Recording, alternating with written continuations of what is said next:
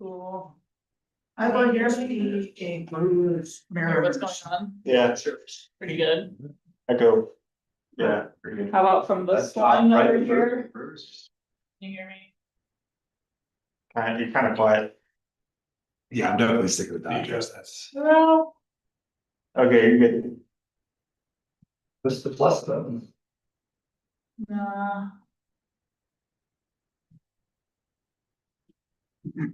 Hello? Good. It's working. It'll like light up blue. See, these two are working, but Hello? Good. One right behind you. Yep. Good. plug.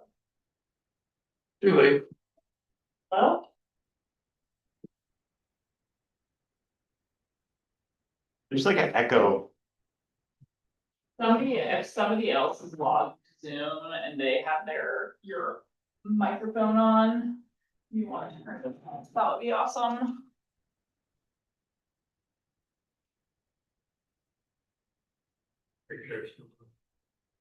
Looks like everyone has their mic off.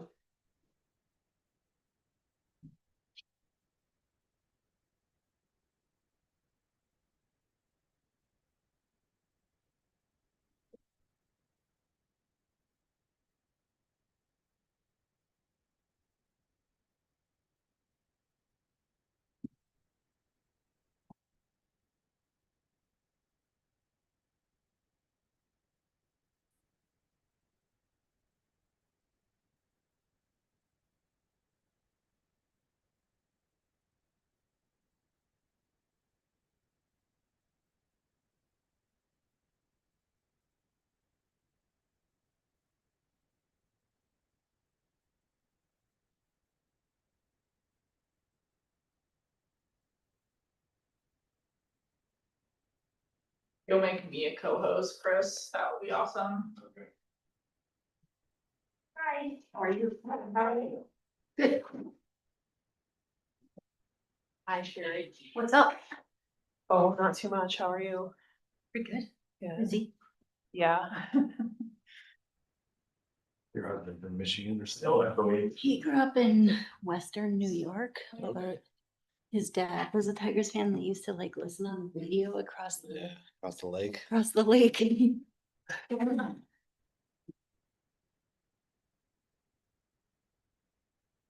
Are you from Michigan? Yeah. There's like Here. cross over there, Michigan, Ohio, Western New York. And Belgium. Yeah. Yeah, I'm not sure.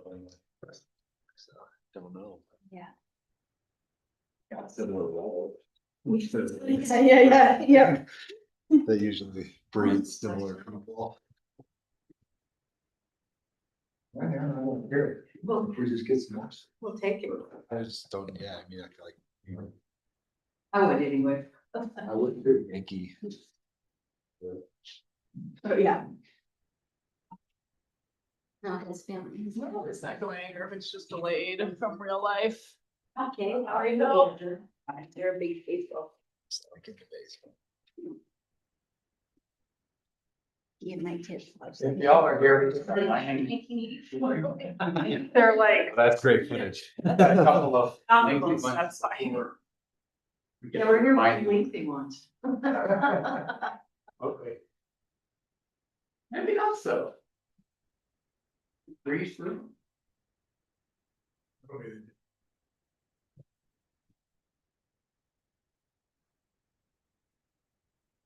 Well, Allie's not here yet, just was to ask.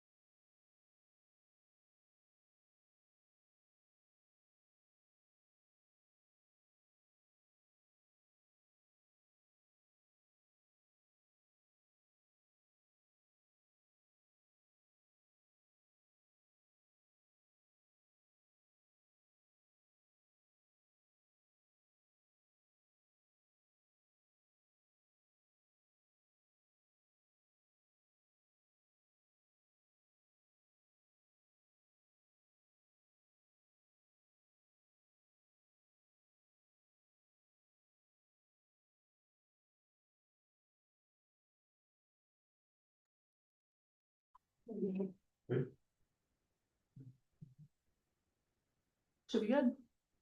All right. Welcome to the, I always have to look and see what year and month this is.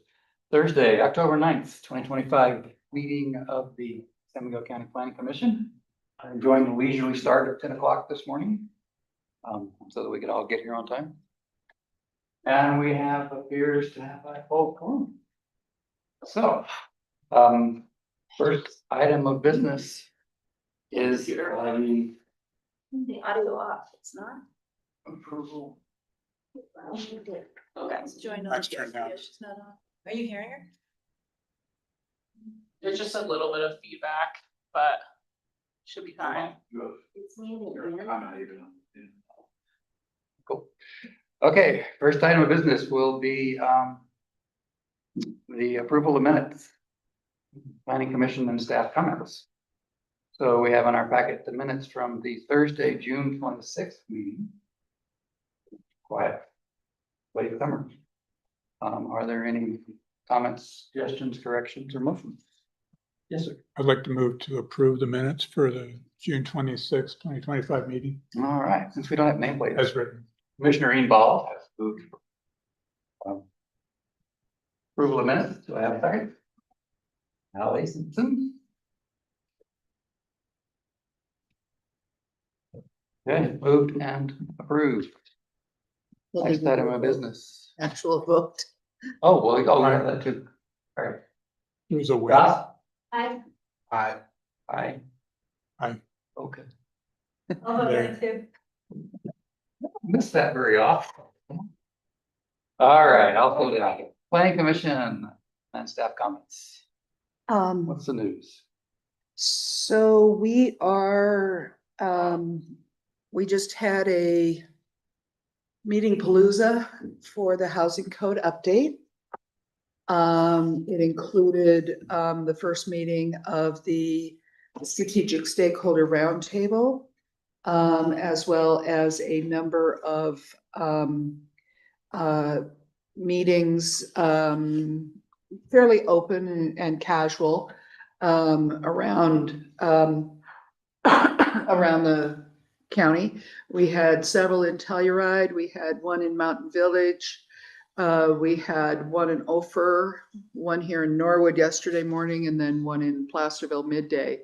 I think Placerville won the attendance award. We had about 15 people at that one. We had 8 in Ophir. It's great. Plus, our consultants, Logan Simpson, did one-on-one meetings with people who wanted to do sit downs. So keep an eye on, out for, we'll be sending, an email notification when we've got information uploaded to the website, and constantly updating that and keeping it going. Is the next meeting of the SSR scheduled yet? Hasn't been scheduled yet. And I think, we were gonna send out a doodle poll to get ideas of availability for that one.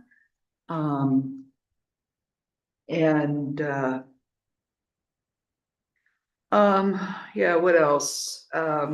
We did have an SUP on this agenda originally, for a landscaping, contractor's yard. They did not get their posting done, so that was pulled from the agenda. So we'll have that on in November. That is the only item on the agenda at this time. That one will include a site visit, as well. So we'll be back here. I think we've done almost all of our meetings in Norwood this year. It works.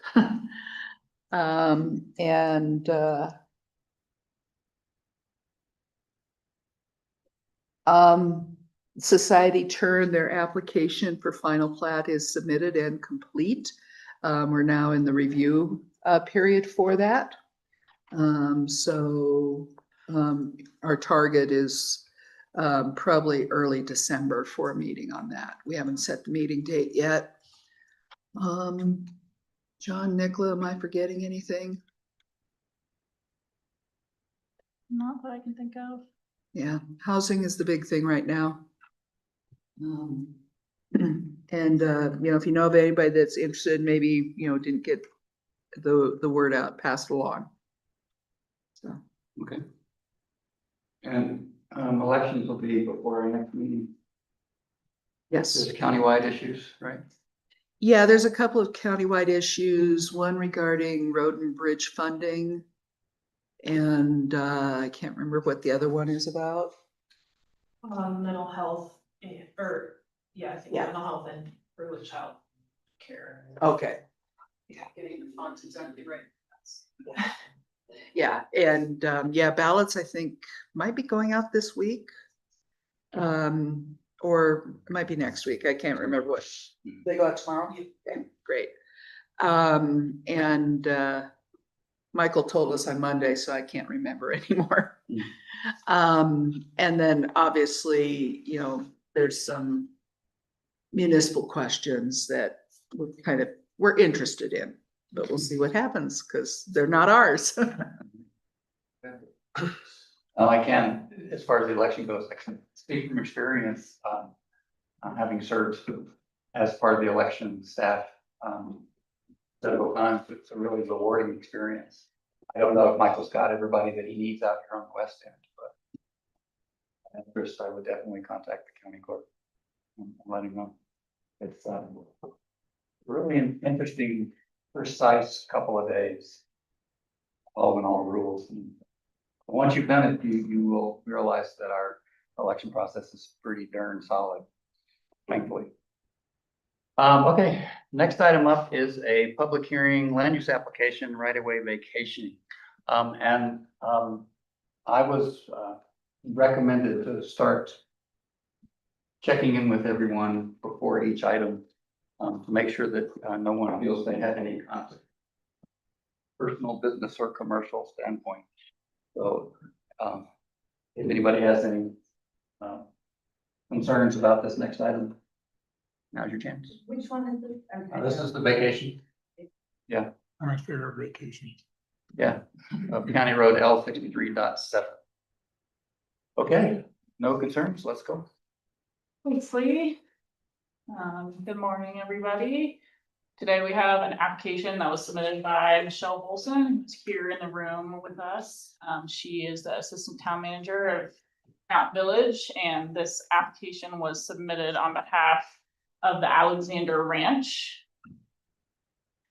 So this county road to be vacated is located on parcel BR1, which is just west of the Ilium Valley Industrial Park and to the east of the CDOT transfer station, and it is zoned as forestry, agriculture, and open. The proposal is to vacate the entirety of the road. So this road has not been in use for quite a few years. It doesn't access any lots or any other roads. Its connection to Highway 145 was vacated when the passing lane was established going up Keystone Hill there. So the bigger picture for this application is a part of a lot line adjustment that will be going to the BOCC next month. It's a one step to the BOCC. And the ultimate goal is to be able to shift around the lot lines on this larger parcel BR1 to be able to create a 5-acre parcel that will hopefully one day have a regional wastewater plant on it. So the vacation of this road will help facilitate that lot line adjustment and give the Alexanders some more dexterity over their own property and being able to develop it in the future and just not kind of being a chunk of a parcel right in the middle of this lot line adjustment that they are trying to accomplish. So here's the location map where you can see that segment of L63.7, it's the entire thing. There in between L63.5 and the highway. And here is an aerial image from our GIS. You can see that the connection to Highway 145 is really non-existent. It's kind of grown in, and it's basically a dead end off of that L63.5. And then here's a portion of what was submitted along with their application with their legal description, just to give you kind of some dimensions on the road. A little bit of a closer look. Nicola, on that image, what's going on with that section of the county road that's above the bold line? Looks like it's in the CDOT corridor. That is north of that black line. Yeah. You're asking, sorry, will you? Is that being vacated? Is that already vacated? Yeah, the whole thing is being vacated. This was just their surveyor's description of kind of where it's starting and ending. But the entire thing is being vacated. The outline that you're seeing there is around what was once the roadway, so that's not part of the actual right of way, because that's in the CDOT right of way there.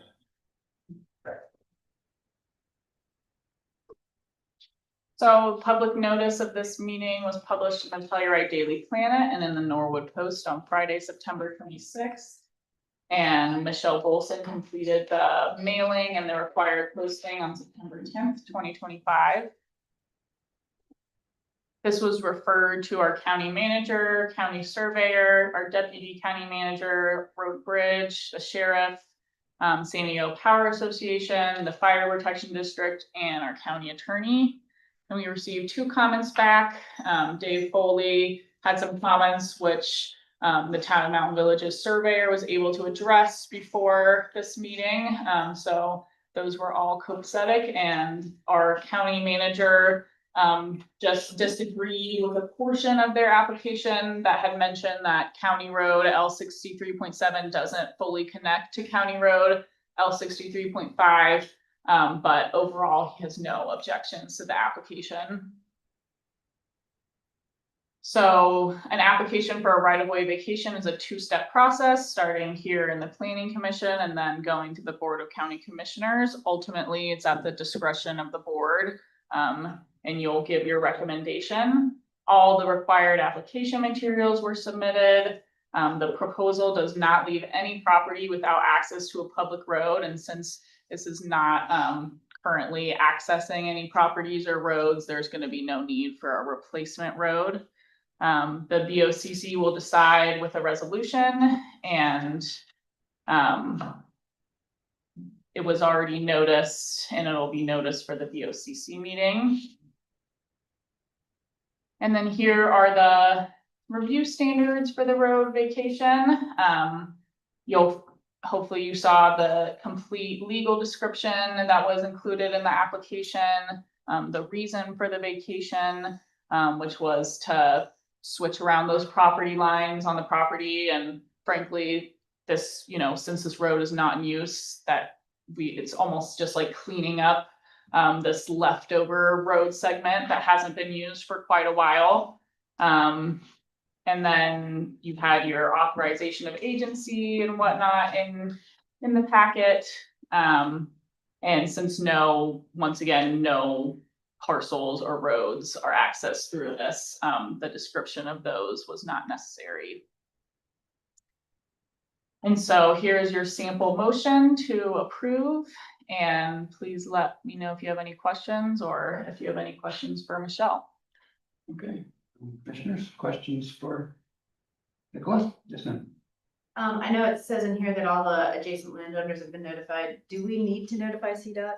And if so, how- They are also an adjacent landowner with the CDOT transfer station right to the left. And no comment? No comment. Other questions for staff? I did have one other question. If this were to be approved, but then at the county level with the wastewater treatment plant, if everything falls apart, would this still go through? Yeah, like it's, even though it is a part of the bigger picture, this is still a standalone application and probably good practice just to clean up this old county road that's no longer in use. So whatever action you take today wouldn't be reversed per se, depending on what happens in the future. In the packet though, that if the wastewater treatment plant is not built on that parcel after a certain period, then the county would work with the Mountain Village to find another public use for the parcel, correct? That's way down the road. Yeah. But it said that. Yeah. But it's saying. Yeah, Separate you- from this vacation. The packet you got extends way beyond the right-of-way vacation, so. Yeah. I'm just mentioning that. Yeah. Yeah, there are a lot of other agreements and a lot of other approvals that ultimately will come forward, but this one can stand alone on its own merits. And in fact, one of the basic reasons for the vacation request is to make it possible to do the resetting of the lot lines. And once those lot lines, as they're proposed, is this particular parcel in the water treatment plant parcel?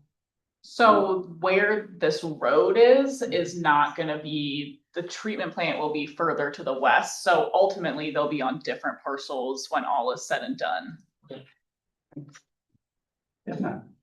One other question, I believe in our land use code, it says any party can bring this application, so I just wanted to make sure the town does have legal standing to bring this request, correct? Absolutely. It doesn't have to be the landowner. Well, they have authorization from the landowner.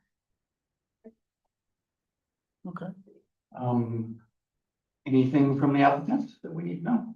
I had a brief presentation that I could probably get through relatively quickly. I wish. Okay. Should we move forward or? If you all feel that would be helpful, Is feel this- free, if you would, Michelle, just come up a table so you can be a little bit closer to that microphone, that would be awesome. Michelle, is this about the vacation or about the lot line? It's about the vacation. Okay. Let me grab another page.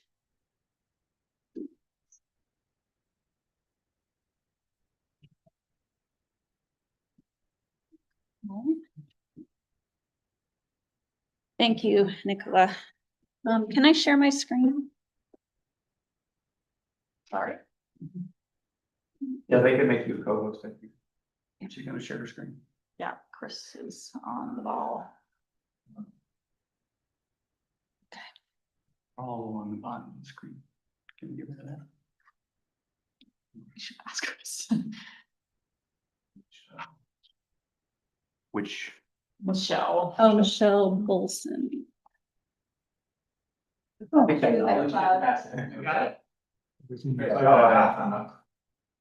Matt or Chris Lee just requested if you could turn off the closed captioning. Oh, is that what that is? Oh, okay. Then that's fine. Everything. Yeah, we actually kind of need to keep it on for accessibility. Oh, I understood. I misunderstood.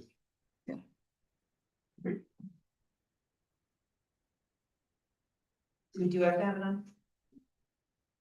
So just kidding, leave on closed captioning. Sorry, leave it on, right? Yes. Okay. Thank you. Right here, right here. Good place. All right. Okay, we can share. All right, thank you. I'm Michelle Bolson, Assistant Town Manager at the Town of Mountain Village. I'm Haley Farmer, I'm the assistant town attorney, and Dave Alexander's here as well. Who's the property owner.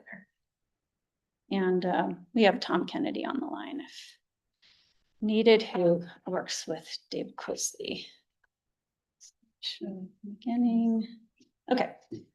Thank you, Nicola. It was a very thorough presentation, so I don't think I need to spend a lot of time on each slide. But to kind of get a better sense of location, the intersection is shown here to the right, and then the corrals, and then that road segment. This particular slide just shows the kind of what appears to be the travel way, not the full vacation, which Nicola showed the slide, and I'll show that in a moment of the full vacation of the road segment.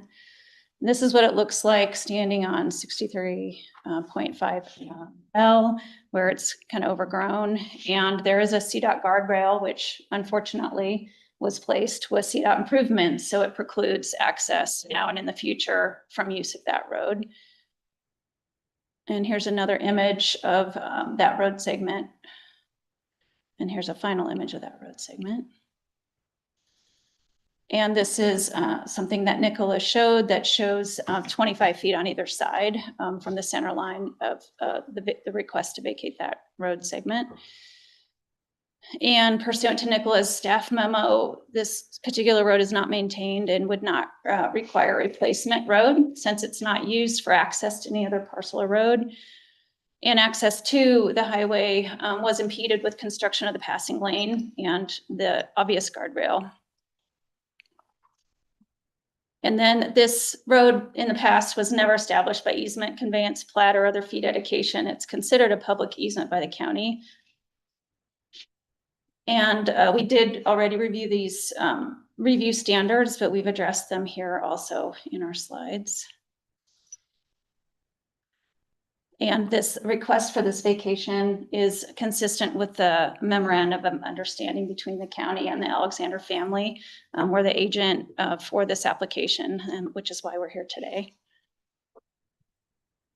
So the request is to approve the vacation of the road. The road is not actively used. It serves no current transportation purpose. It does not need to be relocated, and it's otherwise precluded from future uses because of the guardrail access and steep grades. And it will facilitate the concurrently submitted subdivision exemption plat, lot line adjustment application. And this application is otherwise consistent with the memorandum of understanding executed between the Alexanders and San Miguel County. Just one quick Yes, point on please. the, so the legal description in the packet looks a little different than you might anticipate. And that has to do with the fact that we don't have, you know, a legal description that was conveyed to the county or on a plat. So to cover all of our bases of the prescriptive rights that might exist, in addition to where we know that travel lane is, we tried to walk that line of surveying the center line, typical 25 feet on either side, and then incorporating those other rights that might exist. So that's just a little background on why the legal is a little strange. Sounds good. Thanks. Appreciate you crossing the Ts and dotting the Is and getting everything into the record. We're helpful. I have one question. I'll go first. Are there any plans to do any kind of remediation or change to the vacated road at this point? Or are you gonna wait and see what gets developed? Can answer that, because that'll stay on his property. Yeah. We only use that road just a little bit to park trailers and stuff off the main road. When we're there, we park horse trailers and stuff part way up that road and unload and leave them there. And one of the main reasons is to stop other people from parking on that road and actually being in the way when we're trying to unload cows and take care of cows and all the stuff that was there. So that's a county road that runs by the corral, right? So that's a public road. All right, you're gonna post it or put up any kind of fence or anything like that, or just leave it as it? I will probably post just a little bit, but I'm not gonna put up any fencing. We use that, cows come through there to get in the corral. Sounds like it's highest and best use at this point. Okay, other questions? Of the applicant? Yes, ma'am. All right, is there any public comment on this application? Rules for public comments, I guess I'll tell them next time because there doesn't seem to be any. Anybody online have any comments? You know how to raise your hand on Zoom to let us know. Can you tell, is that David? No, that's my mouse. Okay. All right, well, we'll close the public comment and move ahead to our consideration. I'll make a motion if you're ready for it. Right. I move to recommend the Board of County Commissioners approve the vacation of County Road L 63.7 based on the finding. The vacation is consistent with Land Use Code Section 5.501L, road vacation as presented. So moved. Have a second. Josh, 1 second. Okay. You can state your thoughts and vote. Ian? I'll just vote aye. Doesn't seem to be any reason not to vacate it, so. Seems to be a good reason to do so, looking from a planning perspective towards the future, so aye. Aye. I'll say regardless of the wastewater treatment plant issues, there's a guardrail blocking it now. Seems like a no-brainer to me. Right. Chair votes aye. And Robin's not tuned in remotely, right? No. Okay. All right, Thank you. Appreciate your time. we go. Give. Thanks for getting everything together. All right, next item on the agenda. All right, public hearing, land use application, substantial plan unit development amendment for the Orient Park Owners Association. Just one creative question. The lot line changes won't come through us, those go to the OCC, right? Correct. As they're sitting as the Board of Adjustment? Is that right? No, subdivision exemption plats, of which lot line adjustments are one type, are one step to the BOCC. All right. Who's up? We got the substantial PUD next. I believe we've got Ryan Casuno in the room. I don't know if anybody else is here. Sherry is representing also the IQA. Okay. So this is a substantial PUD amendment for the Ilium Valley to add some uses, eliminate redundancies that are currently in the matrix, and add 20 residential units to the Ilium Industrial Park. Anyone have any associations or commitments to concern with? I'll just state for the record, I'm a resident and a business owner, business property owner in Lawson. And I'm also a rental customer of the storage units that are located in that. I don't think that's a conflict, but just to get it out there. Yeah, none of these changes would apply to Lawson Hill where you're located, except for the storage. Or impact your rental abilities. So good. Fine. Cool. So this application was submitted by Alyssa Krasik, I'm hopefully saying that right, with Full Circle HOA Management on behalf of the entire Ilium Park Owners Association. These changes would apply to all of the 400 lot series in the Ilium Valley, except for lots 441 and 444, which are open space, designated open space. So no other uses could be added to those two lots. Almost all of it is zoned industrial, except for one lot, which is zoned heavy commercial. Once again, the proposal is to add certain uses to the matrix, eliminate redundancies, and add 20 units of population density to be used in the Ilium Industrial Park. So these substantial PUD amendments require two-step planning commission and Board of County Commissioner review. Here are the subject lots down in the Ilium Valley. And a closer look there. So just a little bit of background on why this proposal has come to fruition. There has been an increasing demand for diversified services down in the Ilium Park from residents in the area. And as you all know, there's an ever increasing demand for housing in the Telluride R1 school district, both for employees that are located in the towns as well as for employees of the Ilium Industrial Park. So I've broken down the proposal into three parts on this PowerPoint slide. This is part one, would be adding 3 notes. So in the matrix, notes are what do a lot of things, but they're associated with lots to define the allowed uses. So for any different given lot, you might see 1 note, 2 notes, 3 notes that are explaining what uses could occur on that lot. So the 3 uses that they are proposing to add to all of those 400 lots, except for the open spaces, are first of all, a note that would allow a flex space. And this definition of the flex space was actually taken directly from the land use code. So it is consistent with what the county planning considers to be flex spaces, and that is uses that provide spaces with a development of varying sizes, configurations, that serve different uses and activities compatible with the project and property. This could include food and beverage processing, breweries, distilleries, coffee roaster, bakery, local services such as laundry, dry cleaning, arts and crafts studios, maker spaces for jewelry and clothing, etc. Construction trades, welders, and then as well as compatible accessory and ancillary retail uses.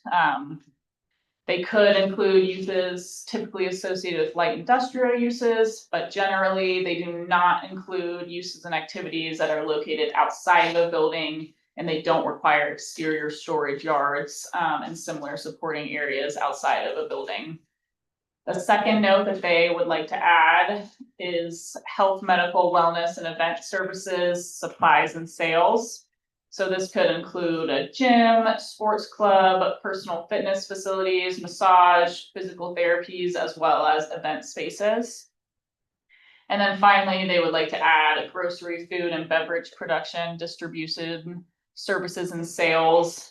So retail, wholesale, coffee, tea, a grocery store, liquor store, bar, brewery, deli, bakery, pharmacy, general store, or commercial catering.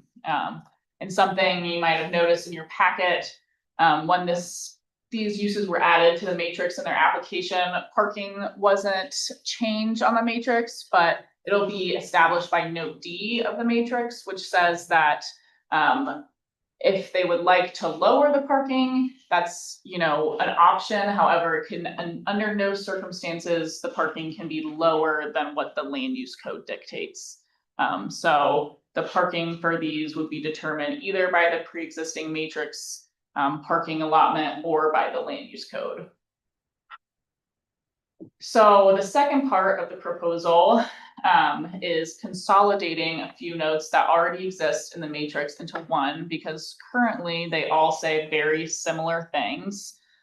You'll see a lot of them include all uses in the I zone district and all uses in the heavy commercial zone district, with just a couple of different additional uses. So this new note I is just effectively combining note E, AA, BB, and the existing note I into that note I. So notes E, AA, and BB will reserve for future use to be used for other uses in the future. But the notable changes that you can see here in note I would be that rather than including affordable housing accessory to a principal use for persons employed in the PUD, they would like to change that to for persons employed within the R1 school district, which would mean that new housing in the Ilium Valley would not be limited to only persons employed within the PUD, but people who are working in town could also live in the Ilium Valley. And then just a couple of other little changes. They switched so that daycare centers don't necessarily have to be on a lot of at least 1 acre. And then they added in transit maintenance and storage facility, unfurnished furniture and cabinet maker. And some of that came from those notes E, AA, and BB that are no longer in use. So the third part of the proposal would be to add 20 units of residential housing density, each with an associated population of 3. So that would be an additional population of 60 to a density bank for use within the Ilium Industrial Park.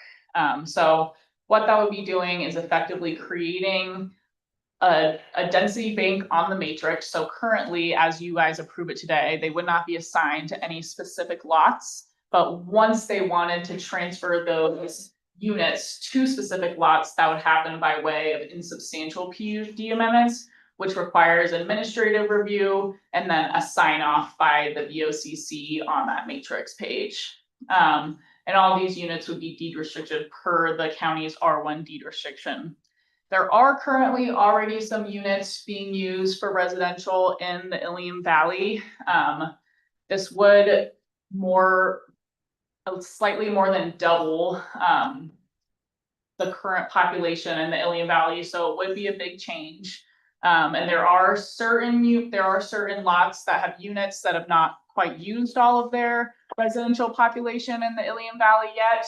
But we all know housing is something that we're in need of, but this would be a really large increase in density in the Ilium Valley. When you say Ilium Valley, you just mean the industrial park? Exactly. Yes. We just, okay. Thanks for clarifying. HOA. Just the Ilium Industrial Park, which is those lots 400. yeah, not considering Two Rivers because, yeah, they already have a lot of housing over there. So some additional considerations are issues related to water and sewer usage, parking, traffic impacts, and building safety. So the IPOA has issued a confirmation that water and sewer services will be provided by the Alien Park Homeowners Association to any new uses or residences. They have the capacity. They did submit a traffic study, which should have updated the slide, but we did get a new traffic study submitted yesterday. So please ignore that third line that is stating that it would be a reduction in total daily trips, because they did actually crunch the numbers again after a couple of staff questions and found that it would actually increase the total daily trips by about 155 trips daily. So definitely a bit of a difference there. And then as I addressed earlier, the parking for any additional uses will be determined by note D in the matrix that states no less than 4 parking spaces shall be provided no matter how little floor area is built. 1 car per 500 square feet of total developed floor area shall be provided. All required parking shall be outdoors. The Ilion Valley Design Review Board may reduce the required parking on a case-by-case basis, but in no event shall the required parking be less than that required pursuant to County Land Use Code Section 5-702. So here are the review standards for rezoning, that the proposed amendment must be consistent with the approved subdivision plan approval and necessary to achieve the intent and purposes of the PUD. Section 5-1803 is the section for rezoning, but that's something that we like to look at when we're changing a PUD, just to make sure it's compatible with the surrounding community characteristics, and would not result in unsupportable demands, and that is compatible with the comprehensive development plan. As you all are well aware, we updated our East End master plan this past year, or maybe even last year now, and the Ilium Park was identified as an appropriate location for some new commercial uses as well as more housing of a couple different kinds. And then considering whether the surrounding neighborhood supports the proposed amendments, we have gotten letters of support from people living in Two Rivers for the uses. There were some concerns expressed about the total density that's being added. But in regards to the commercial uses, we've gotten only support from the adjacent members who live down there in Two Rivers. And then the Ilion Park has a smart bus stop, so that means it would already be supported on our current transit system. And it also has an existing water and wastewater treatment plant, so it would not, it would be supported by pre-existing facilities. We did refer this to some referral agencies, to the county manager, deputy county manager, attorney, road and bridge, our surveyor, the county building official, San Diego County Sheriff, the Ilion Parks Owners Association, Two Rivers, CDOT, and the San Diego Regional Housing Authority. We did get a letter from the Lawson Hill HOA commenting that the county should defer the consideration of this application until the Lawson Hill Property Owners Company and the IPOA can work together to make changes to both of their respective allowed uses. I just want to clarify that the matrix has basically the first half is dedicated to Upper Lawson Hill, and then the second half is dedicated to the Ilion Valley. So none of the changes that are being made today would affect Lawson Hill proper. And then Mike Bordonia, county manager, commented that there's no existing CDOT access permit for the intersection with 145, and he believes the supermarket, a potential supermarket, would increase daily trips into the park, just based on the fact that that would now be the closest supermarket to pretty much everybody living from Lawson Hill up to Norwood Hill. And so Randy Ryder with CDOT commented on the original traffic study, which unfortunately would invalidate her comments. I'm not sure whether that 155 trips would increase the traffic by 20% or more. But we'll have to get her feedback on the updated traffic study.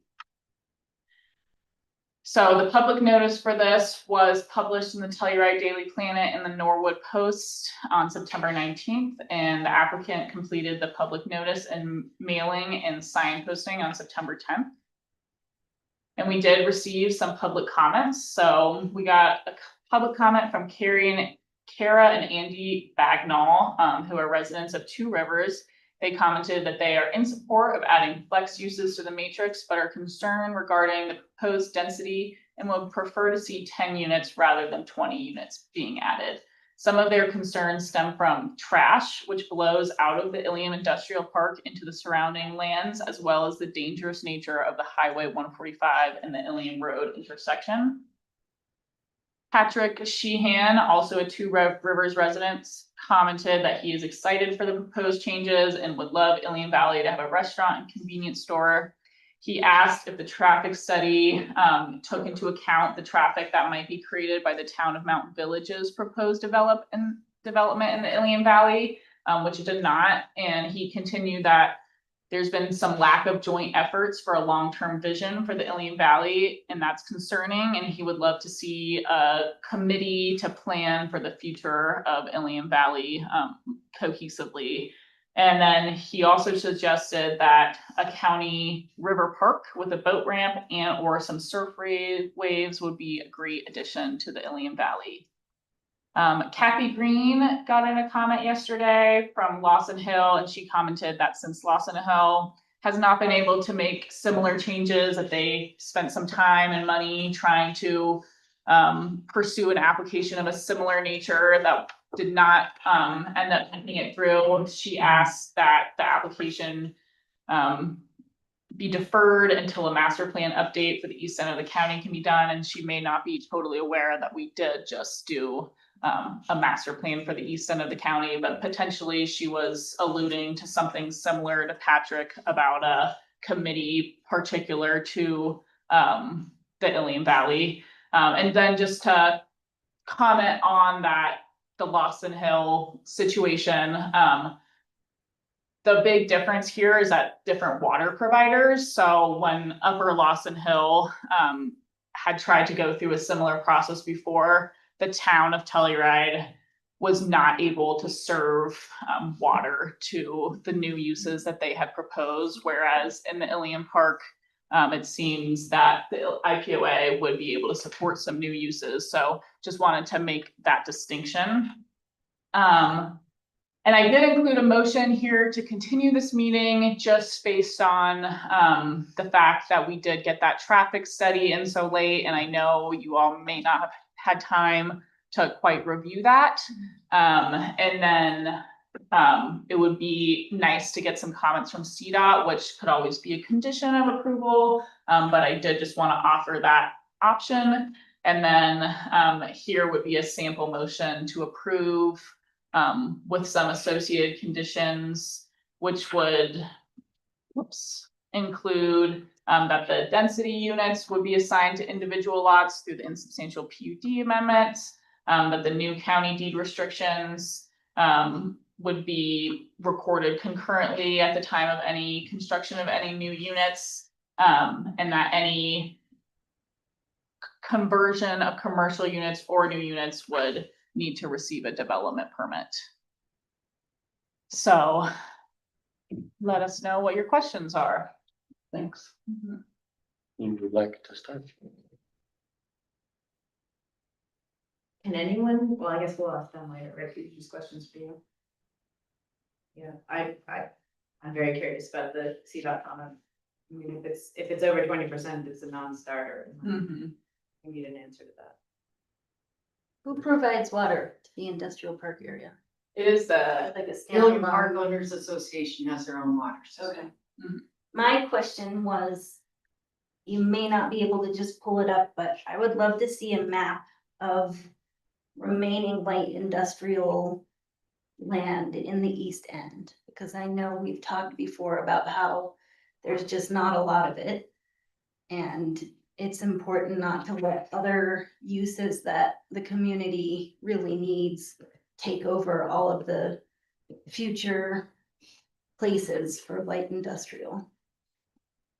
So the Ilium Park area is the majority of the commercial industrial land in the East End. I can, if Nicola, if you want to stop sharing, I can turn on the county zoning.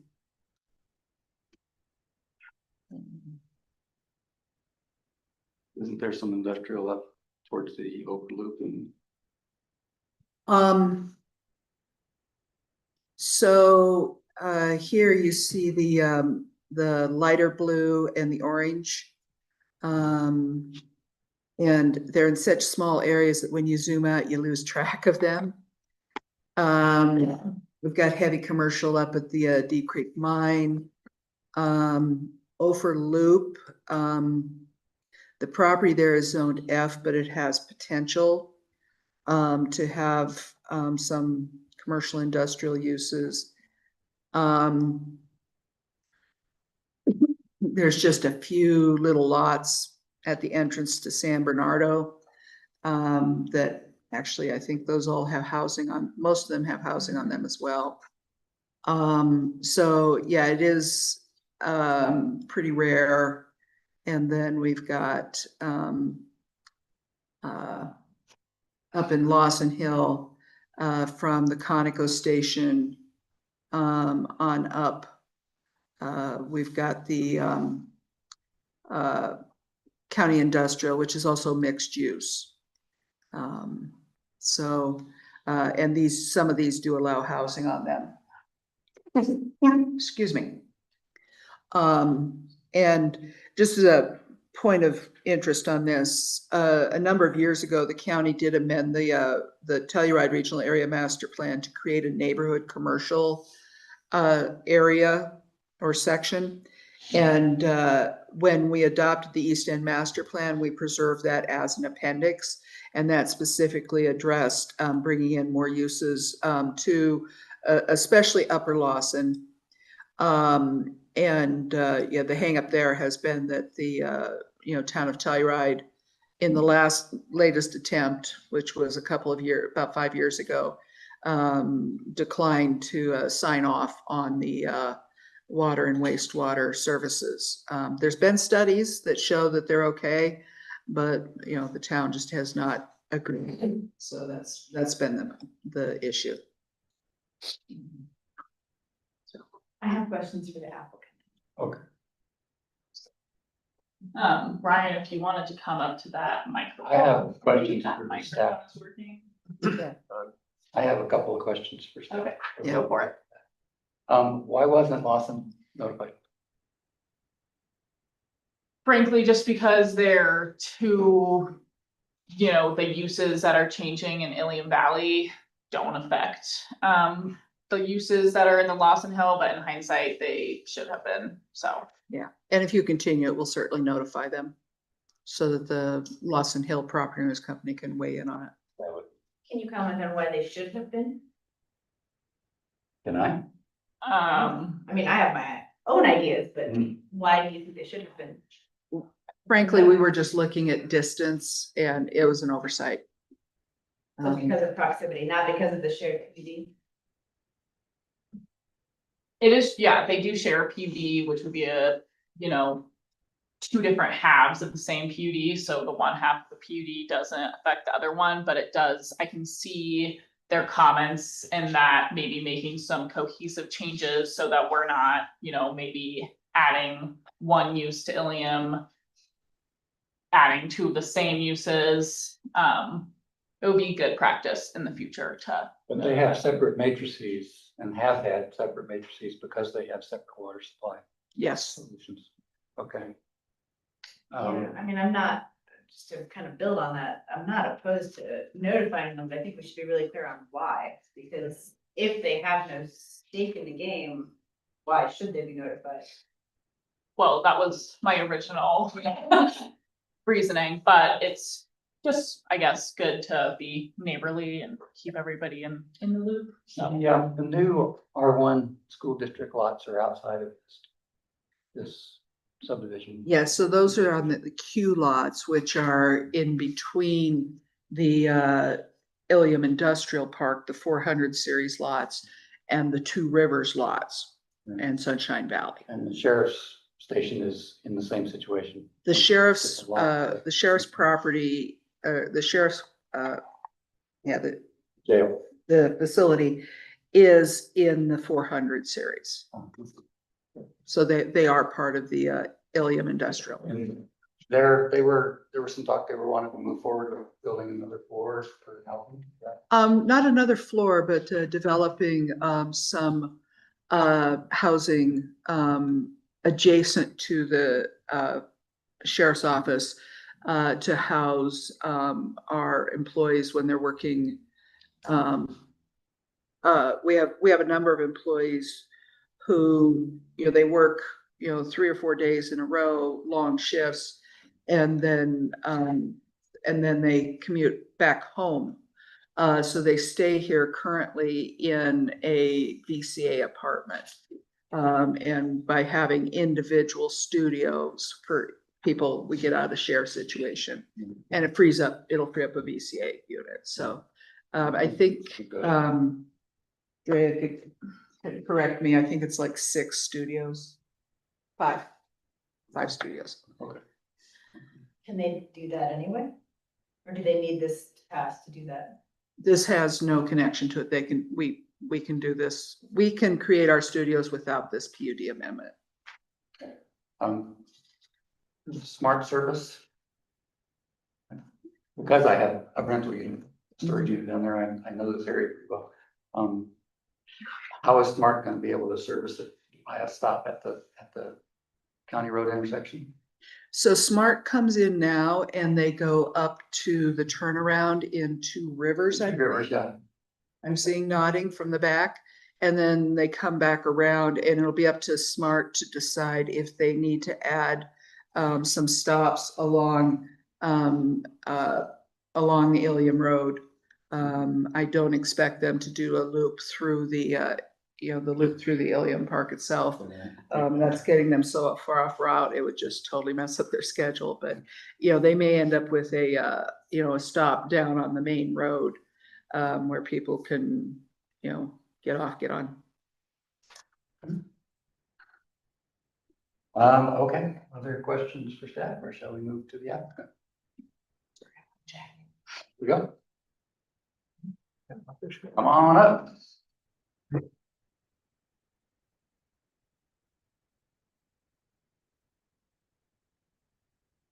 This may not take that long, but I'll just pick again, and 11:30 is when we'll take a prayer.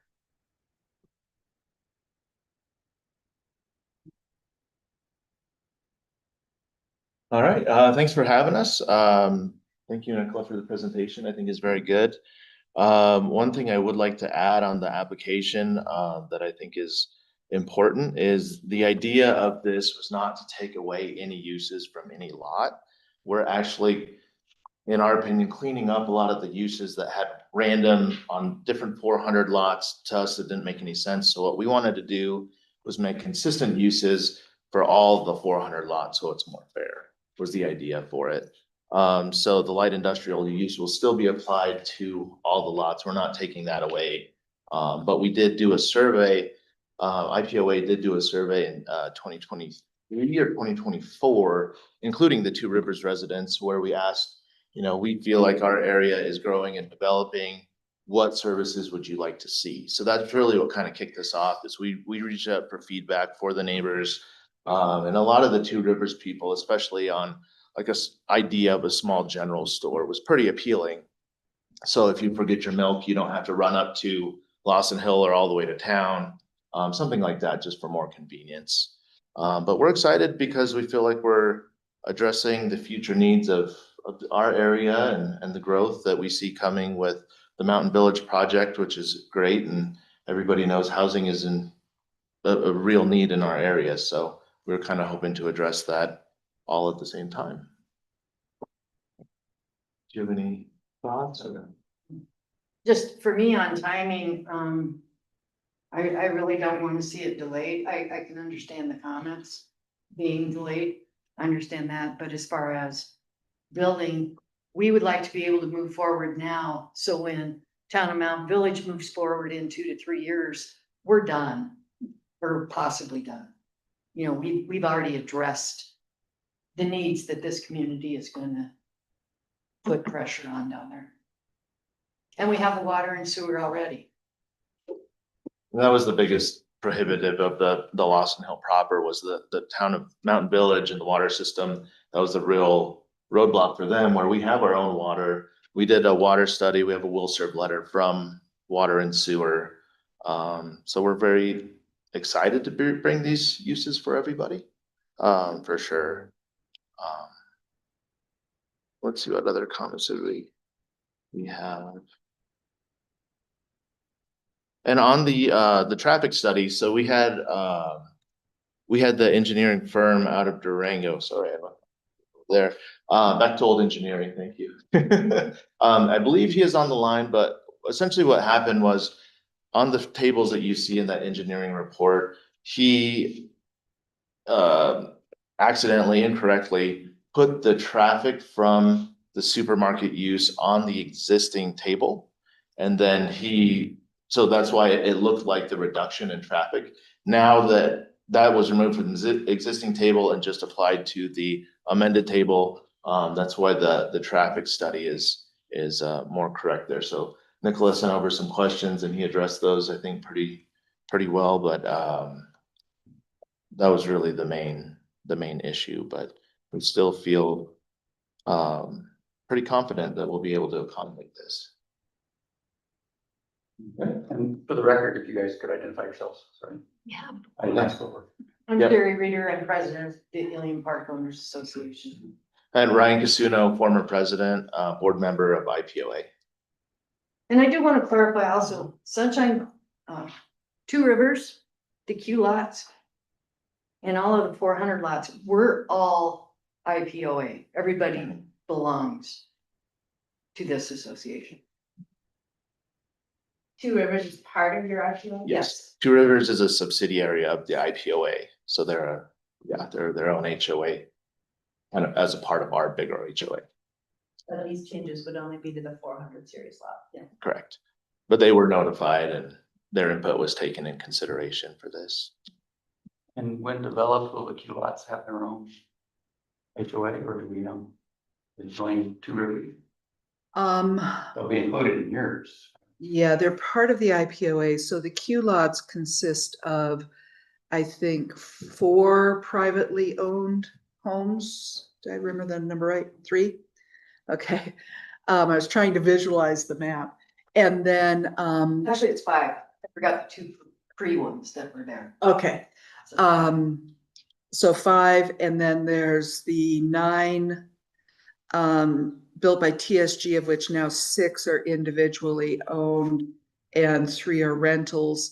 And then all the remaining Q lots are, and remaining vacant Sunshine Valley lots are owned by the school district. And a few of those will be for sale and the others will be rentals. So I don't know that they're going to form an HOA. The ownership makes it a little bit challenging. It's up to them. You know, it's, do they see the need for any services? And I think most of them are already pretty well. Okay. Questions for the applicant? Go ahead, Al. So my questions really are about the traffic study. I will admit, I didn't have a chance to look at what we got last night. So is there a clear answer to this new 155 trips? Is that above or below 20% increase? I believe it is right about 20%. And I looked at this with, I think, is he on? Yeah. Chris, if you would want to make Rich back. Yeah, Rich is on. And then be able to chat with us. I know he was planning on coming on, so. Yeah. Present. There he is. Okay, you should be a co-host. Okay, I'm sorry. I was unable to unmute myself. We've got you now. Okay, very good. What was the question again? So the question is specifically about the revised traffic study, and we had a comment from CDOT saying, it looks like the change in traffic patterns is less than 20%, so we don't care. Now the question is, we have 155 trip per day increase. Where does that put us with respect to CDOT's comment about 20% increase? What is it? I believe it'll still be under the 20%. CDOT looks at the 20% as the full traffic entering the intersection. And they typically look at it on an hourly basis versus a weekday basis, or I mean, a full day basis. So I think with the numbers we're showing and comparing it to all the traffic at the intersection, we'll still be below that 20% threshold. You know how much below? I don't have those existing volumes at the intersection right now. I think it would be just an opinion off the top of my head. I think it'll be significantly below. Do you know if those numbers exist, or do we need to do a full-blown traffic count type study? I think they exist.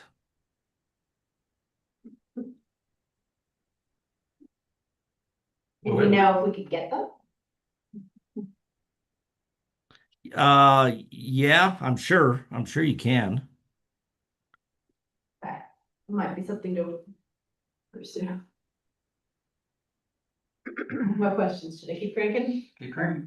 All right. I also had pretty significant questions about your water and wastewater. I love that you have a will serve.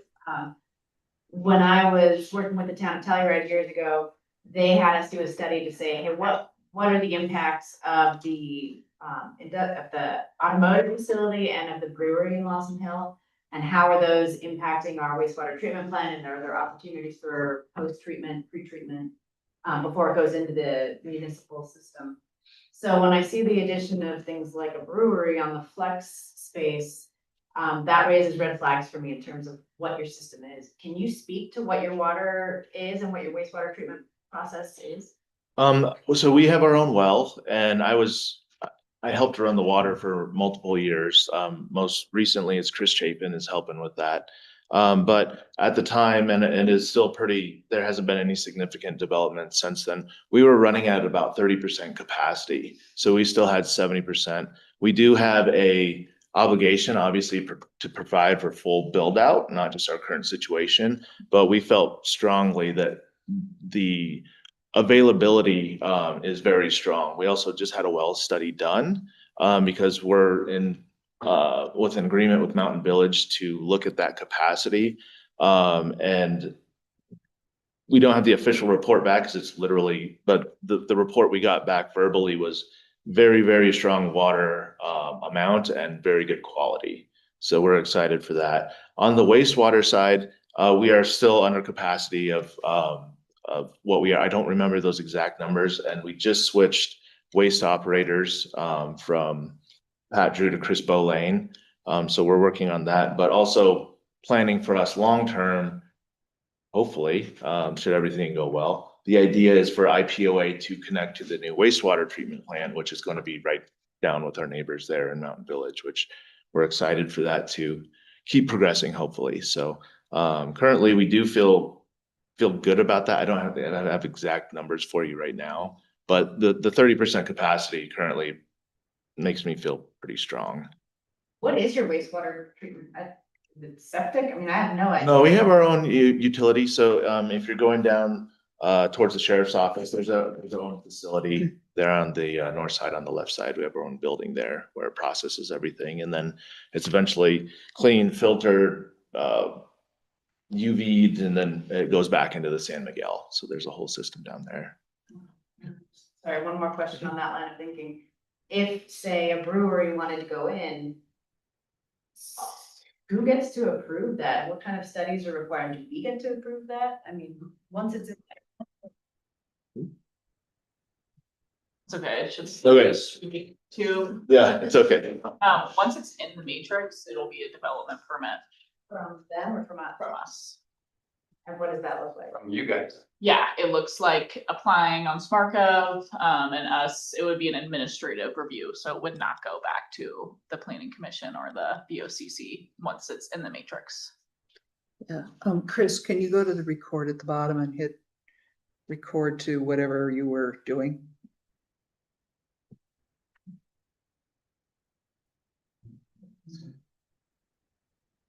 It'll still be streaming to YouTube, so it is all being recorded to YouTube, irregardless. This is just the hard copy. Great. Yeah, we want to have our belts and suspenders. Back up. I also believe when we started doing this study and we were working on our wells, that we sent this proposal to SGM, who's our water gurus. And so they're aware, when they produce their report, they're aware of this request, this ask. Yeah, I guess just having that extra layer of review is important when it comes to which specific uses would actually be, and important to know what impacts that could have, And whether pretreatment might be required. or whether you just want them to do it so they don't mess up your system. And anytime we would approve a development permit, we would ask for a will serve or a well permit to be accompanied with the development permit. So even though we've already gotten this will serve, we would do a second check to just make sure still good with the water and wastewater. Perfect. Question. Yeah, please. I'm a little curious about the kind of a vague part of the uses that they mention a general store, but the word supermarket's being used, or grocery. Those are three different things, very different things in terms of size. I would like to see some square footage limitation or something like that, or better definition as far as what that is, because attracting a lot of traffic into that area is not the goal here. It's to service those people who live there. I mean, things like a convenience store or something on that level would be more appropriate. Well, each lot has allowed buildable commercial square footage already. So you're talking about one lot's use, in Yeah. other words, rather than. Yeah. Each lot on the matrix has an allotted total square footage for commercial and an allotted total square footage for residential. Some lots only have commercial square footage. So although some of the lots, you're correct, do have a pretty large square footage on them. So there could be a lot of variance, but there are maximums for each lot on the square footage. And then the parking and whatnot would correlate to the square footage. It does seem like Ryan spoke at length with Rich about some of the uses that they were expecting to see. And I think in their traffic study, the supermarket was designated as a 1,000 square foot supermarket. So not a supermarket. yeah, more Mini of a mart or whatever. convenience store. Okay. But it could be a good idea to hone in some more on the specifics of some of those uses. And would anybody be able to combine, say, two adjacent lots to make a bigger building or not? It would be a substantial PUD amendment, I believe, or no, I guess it would be an insubstantial. Yeah, there might be the ability to combine some lots, but just given the development pattern that's down there, kind of running out of that sort of opportunity, I think. There's one larger lot that still has a significant amount of square footage on it. But yeah, for the most, and then of course, there's a lot of properties that have storage uses on them that could be redeveloped. But yeah, we don't see it as being a huge problem. Given, if you look at the maximum floor areas within the matrix already, those are already pretty limiting. The one, the lot with the biggest floor area, 30,000 square feet, that's already built. That's the storage facility. So. I have one other comment or question that this is to go with what Kelly has been saying about the brewery. Is that the Telluride Brewing Company had to move their brewing facility to Durango, or they're paying someone else to do their brewing because it just would overwhelm sewage treatment plant. So it doesn't seem like a great idea to have another one down there. They might end up being in the same situation where they'd have to outsource their brewing anyway. So what would be the point of that? So do you have any comments on that? And to me, it's opportunity. If somebody comes forth with that plan, it's up to them to prove to government and to us that it won't have that impact. But we're not the ones developing. It's up to the person developing to approve. I can speak to that during public comment a little bit more. Okay, we'll come back to you something. Thanks. All right, I'll leave that to you. That was, one of my questions was, is there an overarching development entity pursuing development and changes, or is it gonna be all individual lot owners? What they do? It's individual lot owners. I think Telecam owns still the majority of the industrial park, which is honestly why Cameron Jones and I are the ones who actually met with Kay and John, I believe back in October of 2024. And honestly, we were trying to make it more fair for everybody else because we recognize that Telecam had uses on some lots that other people didn't. That's why we're like, let's just make it even to avoid the situation of saying, you know, like we're essentially taking advantage of our situation. I will say Telecam's has zero interest in doing a brewery. That's definitely not in our wheelhouse or long-term plan. And if the brewery is a sticking point, I don't think there's anybody right now that's really pushing for that or even thinking about that. I really like the Telluride Brewing guys, and you know, if they're smart guys, and if they can't make it work here, I'm pretty confident that it would be very hard to do it anywhere.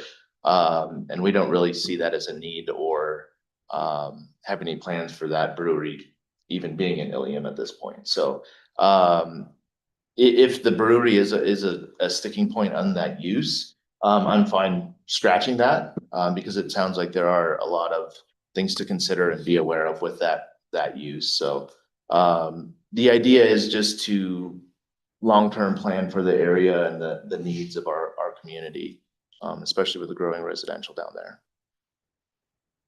Can we amend those notes? Like, can we strike out brewery? You could include that as a condition of your approval to remove the brewery from the allowed uses. Yeah, I believe we also have distillers in there. Yeah, same. Is that bad form though, or is that something that's? Could be also, I know there's a lot of focus on a grocery store, and the trips generated by that, but I see other uses that could generate a lot of trips. If, for instance, like a CrossFit type facility was down there that has a lot of daily trips, is there a way that we could, as uses are approved, limit the, like, cap the increased projected car trips into the industrial park? I am not sure how one would go about doing that. You know, there'll be required parking for each business. So, you know, it could be, you know, a condition of approval, you know, that people aren't parking along the street, you know, so if you only have 5 parking spots at the CrossFit, that's how many people are gonna be there at one time. But a way to say, you know, 15 people are allowed to visit this business a day, I'm not sure how you would achieve that.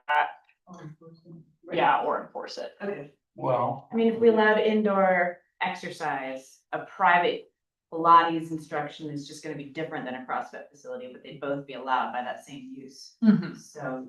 Yeah, I'm not trying to pick on anyone, I just like, you Yeah, know, no, thinking about all of this, and you know, I will state again, I have very serious concerns about letting market forces basically eat away at the very little bit of light industrial that we have left. So if there's a more nuanced way to do it, where we say we, preserve the light industrial square footage on the ground floor and allow for other uses on the second or third floors, I think I'd be more open to that.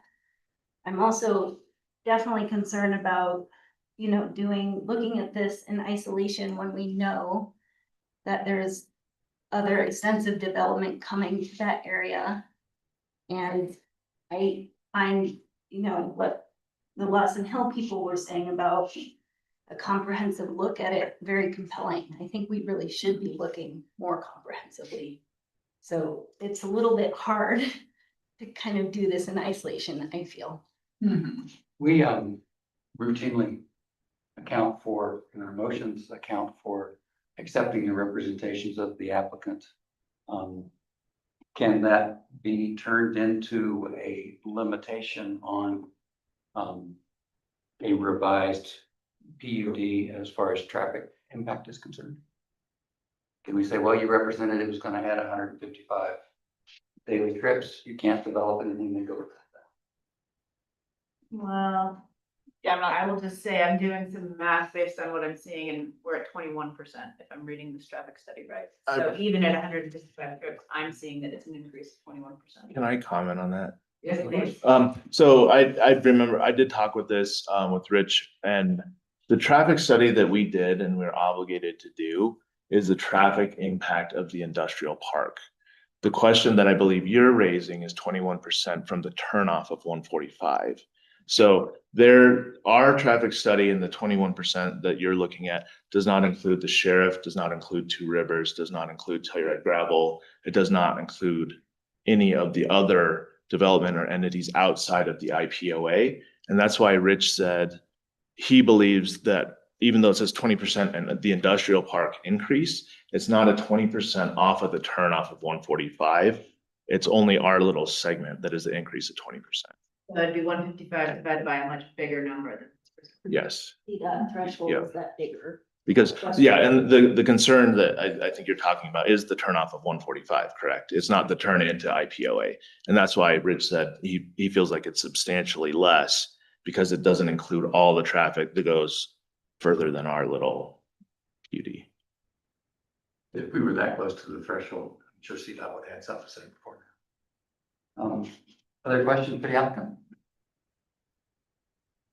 Question for you, Lee, Yes, ma'am. or maybe your staff.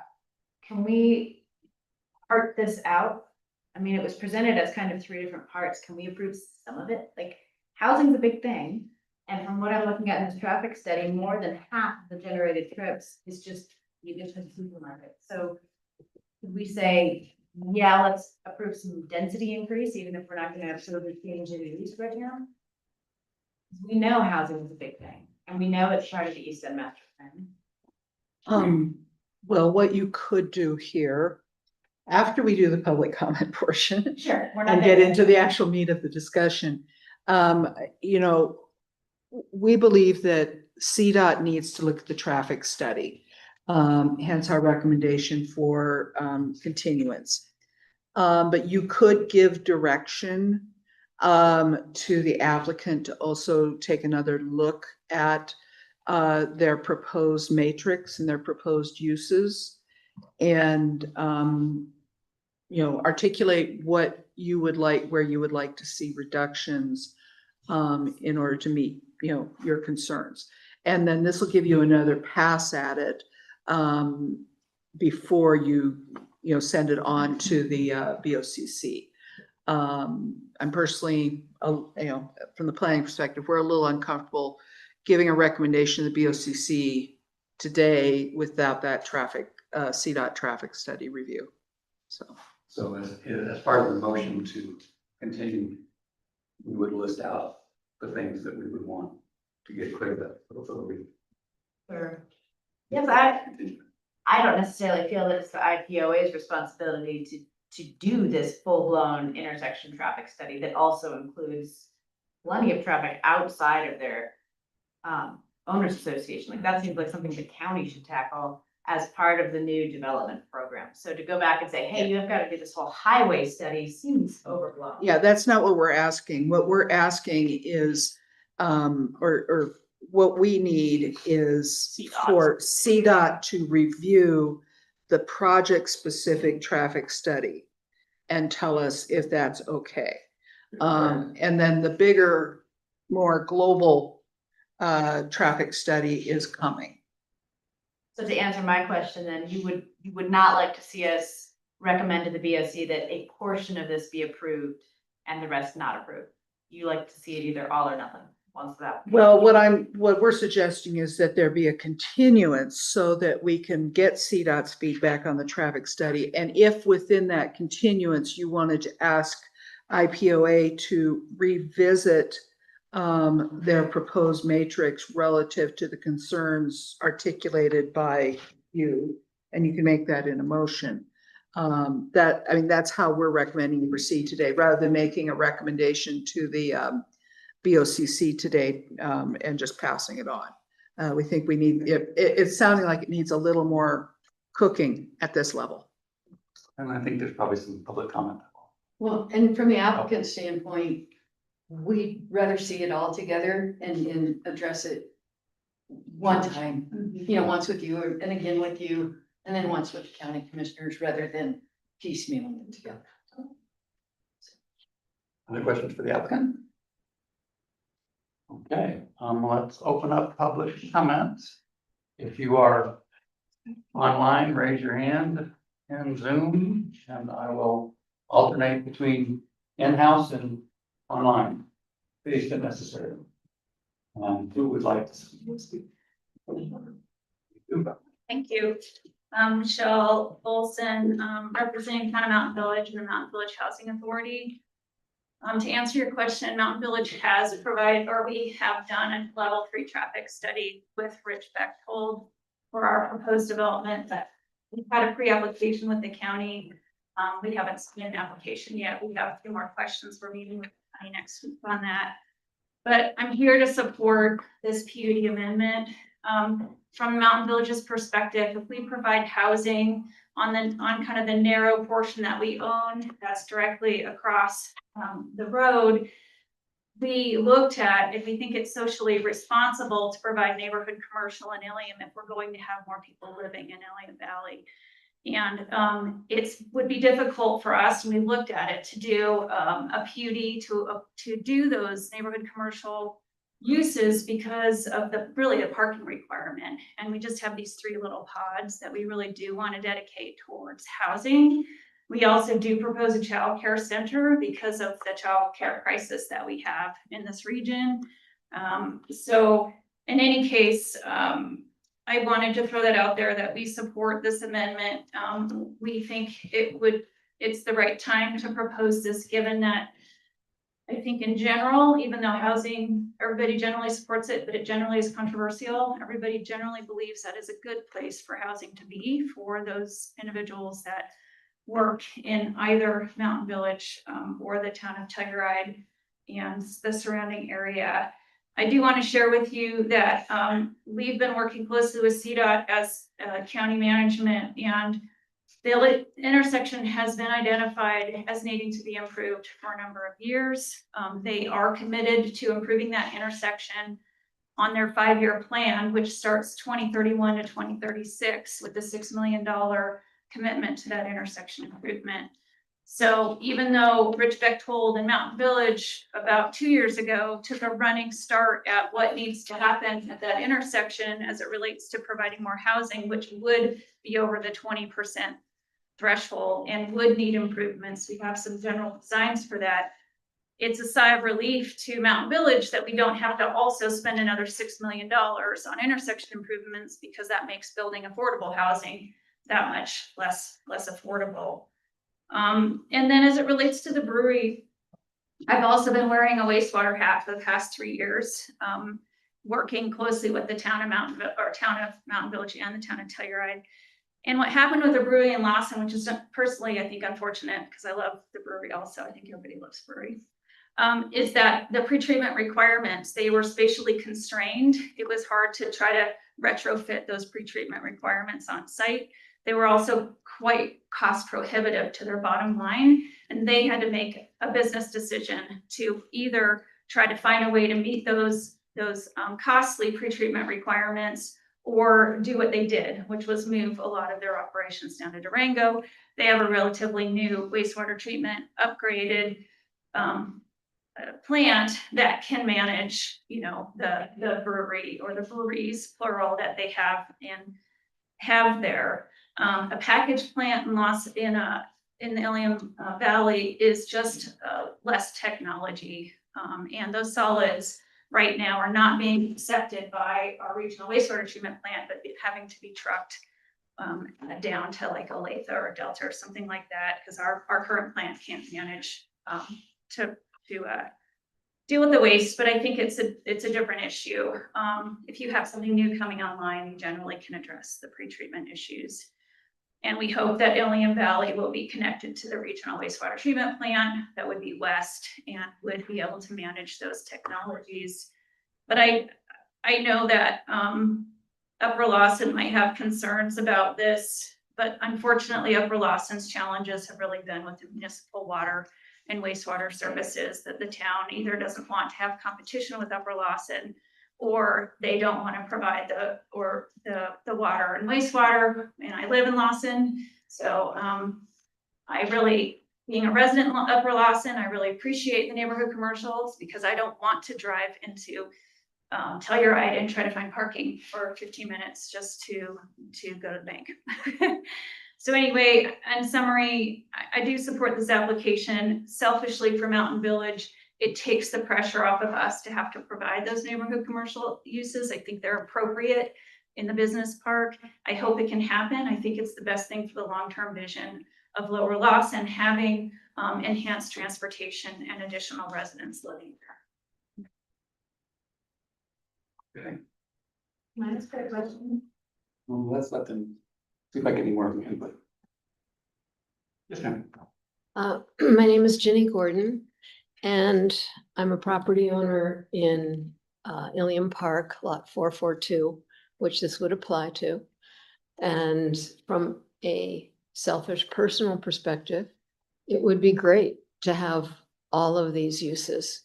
I'm also an owner in Upper Lawson, owning Society Conoco. We're doing a major expansion up there, trying to meet the needs of the community because we've outgrown the space that we're in. And so we have a major commitment to doing that in Upper Lawson. I've served on the board multiple times, or a couple of different times over the years, and have fought this neighborhood commercial argument for Lawson over and over and over again. As Kathy Green's letter said, she had spent, I think she said she spent $50,000 trying to get the legalities to get that neighborhood commercial. The Lawson Hill Property Owners Company also hired independent counsel and tried to work through things. Our understanding was that the county had the wherewithal to grant the approvals for neighborhood commercial in Upper Lawson, but they wanted the agreement of the town of Telluride. The town of Telluride, we have a water agreement with them. We have plenty of water in Upper Lawson.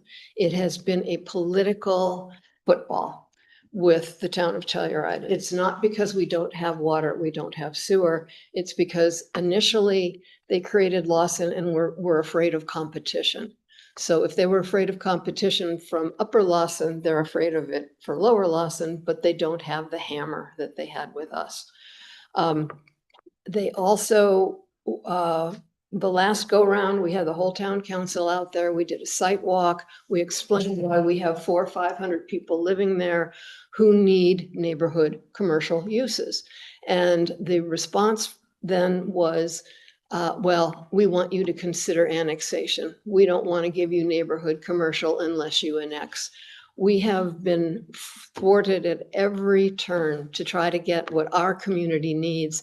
And our community is all of Lawson. We're upper, the Ilium Park is lower, we're all one PUD. Why the Lawson upper was not made aware of this, why the people there were not made aware of it. They may support it, they may not support it. It certainly affects Upper Lawson if these new uses are allowed, which are superior to any zoning anywhere. It's more zoning than the town of Telluride has. It's more zoning than Lawson has. It's more zoning than anything in our region has. And to me, the asks are excessive.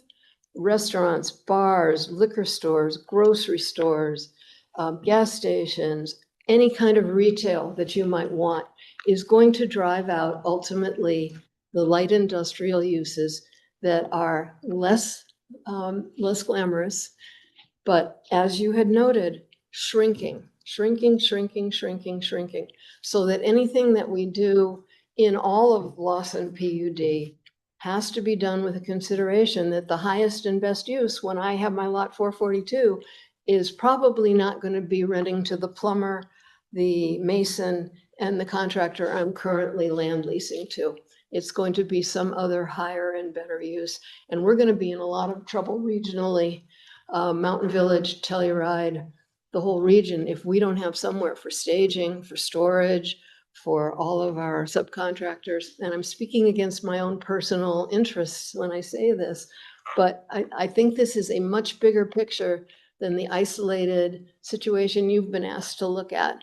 I don't think you should be saying, yes, sure, let's give this to Ilium without considering this bigger picture and without particularly considering the rest of Lawson. And I think if the town were aware of this, which they were not on the notification list, I don't believe, they knew nothing about this, that they might definitely reconsider their take on what would be allowed in Upper Lawson. And I think at the very least, if you're going to do it in Lower Lawson, we have 500 people living there now. This is a wish for future populations and future needs that we may be premature in jumping ahead with this without looking through the whole scope of things in Lawson and regionally. And I really appreciate your comments about the light industrial.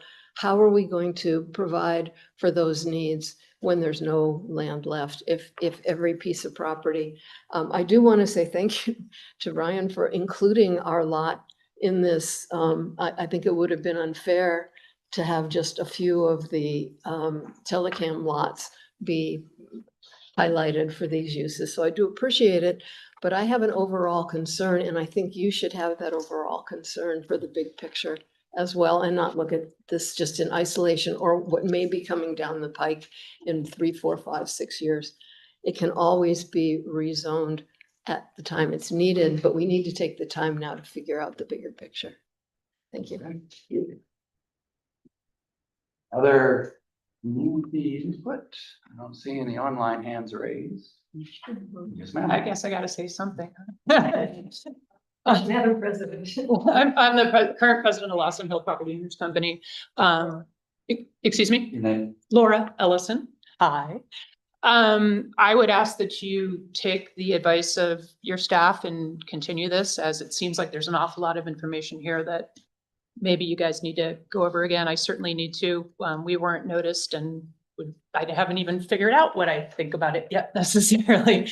Other than, like we have said, we have a huge residential base and could benefit from perhaps trying to join in on a substantial amendment to our joint PUD as a part of this whole process. So that's about, I think, all that I have to say at the moment. It needs more consideration. All right. Other public input? Thank you. Okay, you had a question for? Yes, I just wanted to ask, you mentioned the CDOT intersection improvement is in the 2031 to 36 timeframe. Where does that factor in with the Mountain Village's timeline for the wastewater treatment plant and your 3 lots? Well, you're gonna be hearing the exemption plat in November, and so depending, what's that? Oh, sorry, the BOCC will. And so then we tie that up. But in any case, sorry, the wastewater is kind of separate than housing. The housing, we wanna have that. I mean, we have a developer now, you know, we're meeting with the county again. It's kind of up to CDOT as to the timing of the first phase of that housing development and the intersection improvements. is my understanding. So I don't really have a good answer for you on the intersection. Well, you had already given us a timeframe on the intersection. I guess I'm curious, what's the timeline on the housing and the wastewater? Are we talking 5-year plan? 10-year? Oh, well, housing is, gonna be in a public process, so those that can take from 9 to 18 months. And then, it's a big lift. We had a market study. We need to subsidize every unit by $350,000 in order for somebody to be able to actually afford to live there.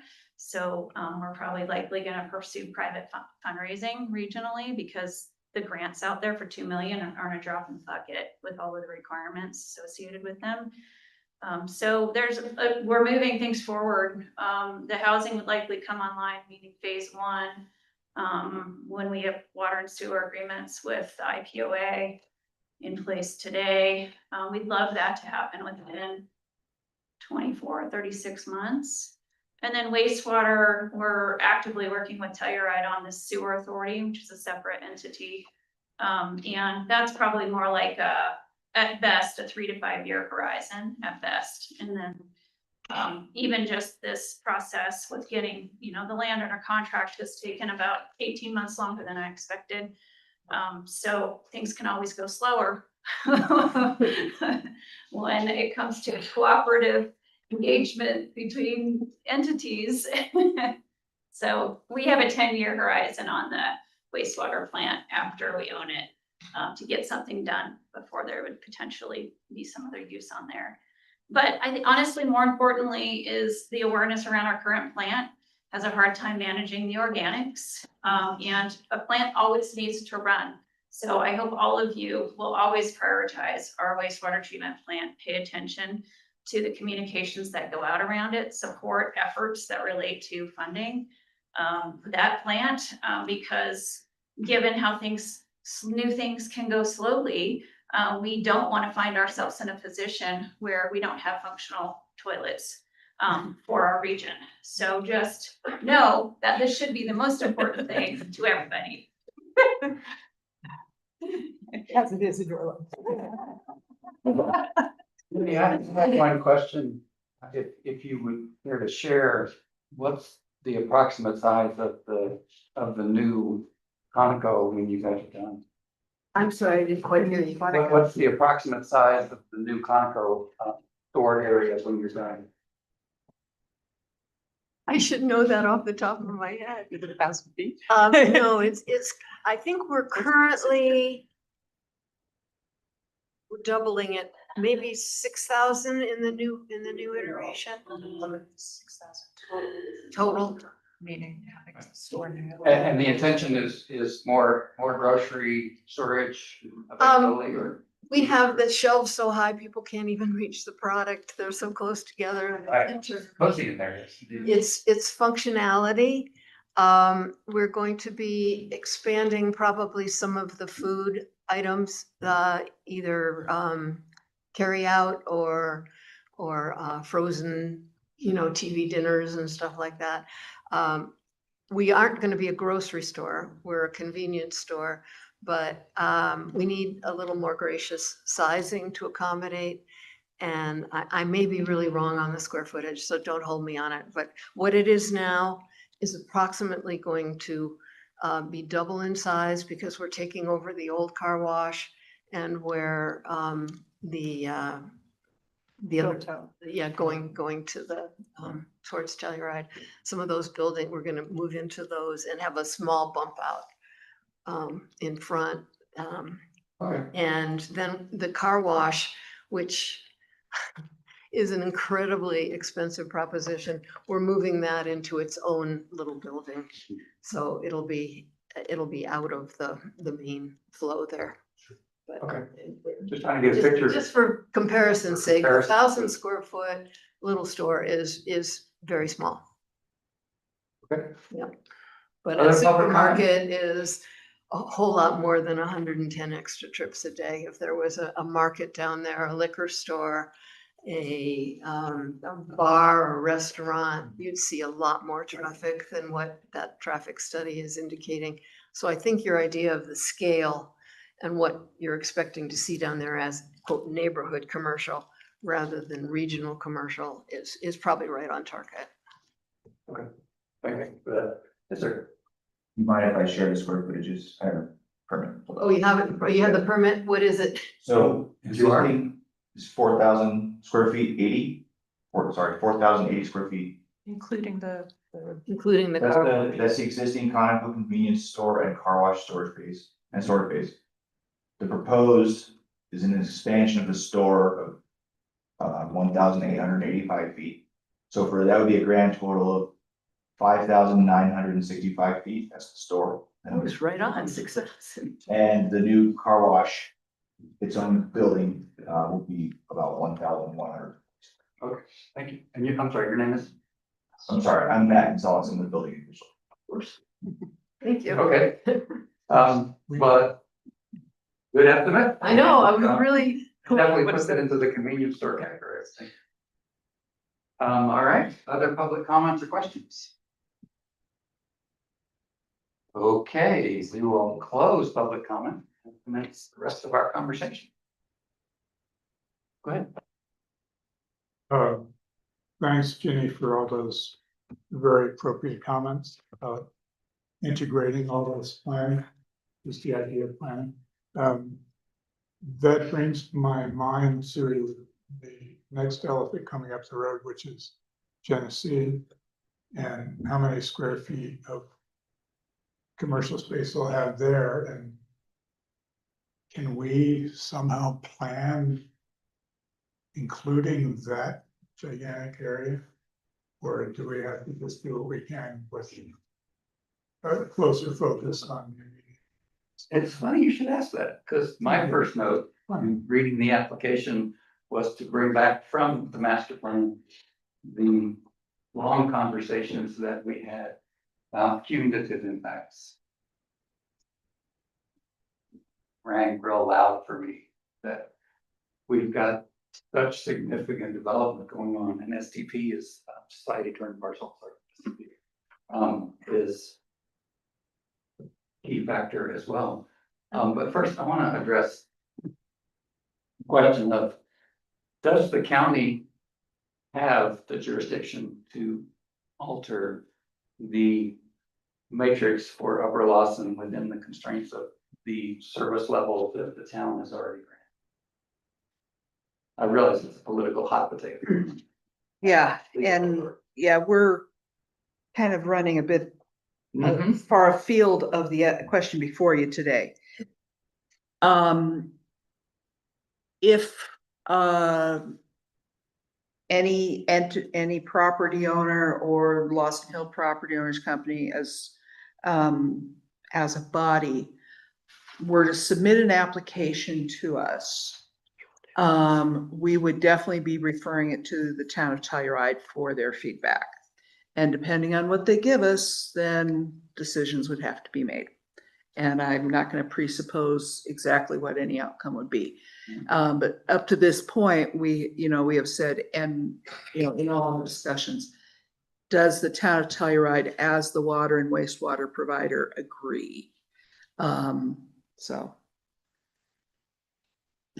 And if they don't, we could change the matrix till the cows come home and they would refuse service if they chose to. Or could. I don't know.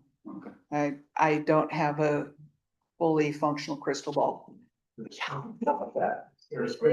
did get a legal opinion that said the county could go ahead as long as the amount of water was not exceeding what we were already allotted, which it wasn't going to. But the county didn't want to take that position and didn't want to get crosswise with the town. I think now the town might very well be wanting to consider this in this day and age, based on this application and the development that's happening. They may very well look at it in a more favorable light for Upper Lawson, but I don't know, Kay. I don't know either, and that'd be a totally different application from the one that's on the agenda today. We're working on it. Thank you. Okay, I missed my break time, but let's get this one settled. Any other questions, comments, concerns from the commissioners? I think a comment that I have would be that there've been comments about, you know, if you allow these additional uses, you're gonna end up with restaurants and bars and workout centers and all these things, but there's a certain amount of market demand that will also float or not float those businesses in that area. And so the idea that we might end up with 10 restaurants in a light industrial park seems far-fetched to me, given the relatively small population down there. And even if we're adding 3 new additional units, I have a hard time imagining that that's going to significantly change the vibe of the area. We don't know, but that would be a comment that I have. Nicola, could you put the motion to continue back up? Just so we see what the wording is. Yes, ma'am. Did you have something? Oh. Okay. All right. So we have the choice of no action, a motion to continue and the reasons therefore, or approval, which is to say recommendation to the Board of County Commissioners. Well, I would also say, I don't think we can proceed without understanding how CDOT feels about it. Okay, well, that can either be a reason for continuance or it can be a condition of approval. Based on what I'm hearing here today, I would say that you do a motion to continue with certain conditions. And one is to refer it to CDOT for review of the revised traffic study. And 2 is to refer it to the Lawson Hill Property Owners Company for review. And then 3 would be to ask the IPOA to give their matrix another look in light of the questions that were raised today. If they want to make any refinements. Yes. Because of my concerns about the lack of light industrial throughout the east end of the county, I think for me to support something like this, it would actually not just have to have a different matrix, but a more nuanced approach to potential development that would be more limited in terms of how much might happen and the different uses, and would make some effort to preserve the industrial capabilities of the area. So I think that there could be some compatibility with the uses. I think it makes a lot of sense to have very limited neighborhood commercial there to serve the people living there, but I don't think it makes sense to just let the need for housing and convenience win out over the little bit of industrial that we have. So would you, if they like reserved some of it, like said this? Yeah, if has to they be- came back and they said like, whatever, this is the square footage of all the ground floor potential industrial as it stands. We're proposing to allow like these limited 4 or 5 uses in housing in a way that would only cut into that by, I don't know, 5%, 10%. I just think there's a more comprehensive and nuanced way to approach it, where we're not just letting the need for housing and commercial potentially win out, because I think it will win out. I think 100%. Well, I mean, the uses that are proposed for every single one of those lots is gonna dramatically change how that area is used. And I mean, that arguably for the better, I suppose, but I guess, you know, that I think there are some real benefits for every single one of those uses that's listed. I think it's an improvement. And I do appreciate, like, yeah, we're trying to be fair and put it on all these lots. I think that's, I mean, I like that idea, but I think when we're looking at this many lots with that much opportunity, it's something that I agree that there needs to be like some, I would like to see a proposal that has some limitation, or at least some ability for it to be limited. Because as it stands right now, it sounds like you know, that matrix would apply to all those lots. Every single one of those lot owners could come and ask for whatever use they want, and I don't really see how you could control that at that point. There'd be no way for you to say, well, we did it over here, so you have to do it over there.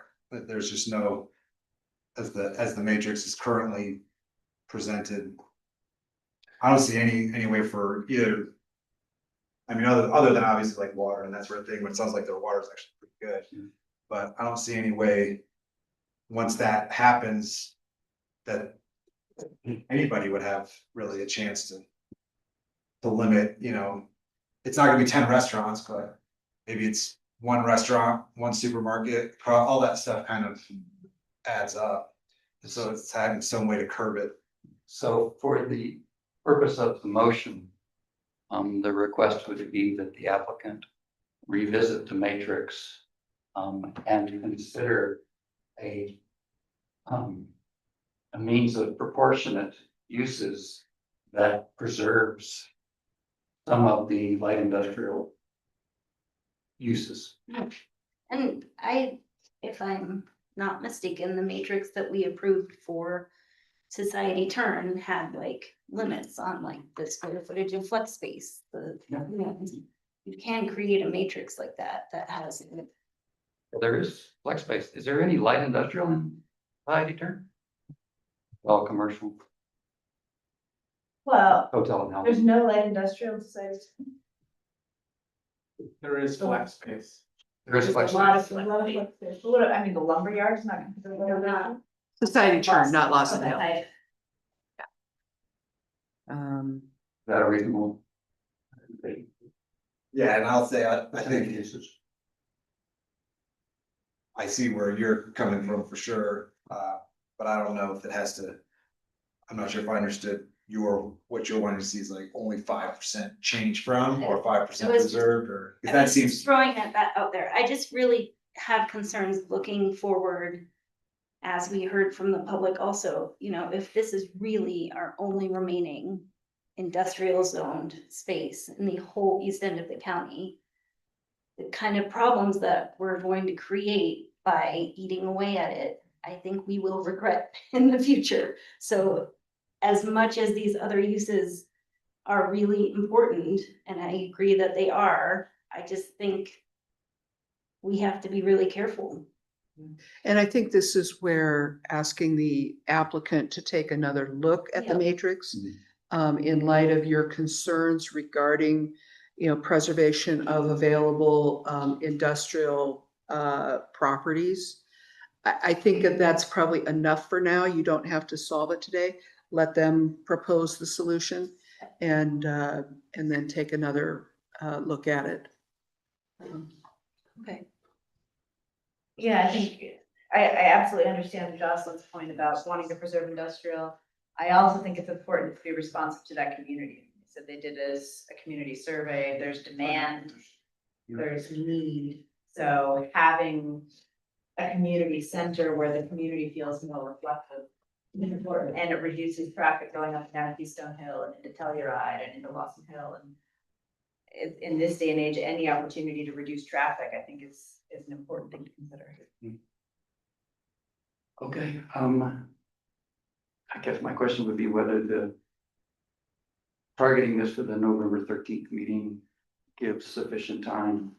If it turns out to not be sufficient, we can always continue it again, but let's target November. Can it be good to consider this at a meeting in Telluride?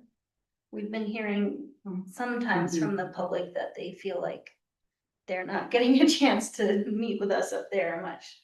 Yeah, and whereas, you know, for years, we've heard from people. I know with the balance. It's a balance. One thing we could do is, we've done this before, is dual location. It takes up a lot more of your day. Why couldn't we just have it in Telluride? Is there something else? We already will have on the November meeting, a landscaping contractor's yard, which is in this area, and you guys need to do a site visit. And that would be on the same day?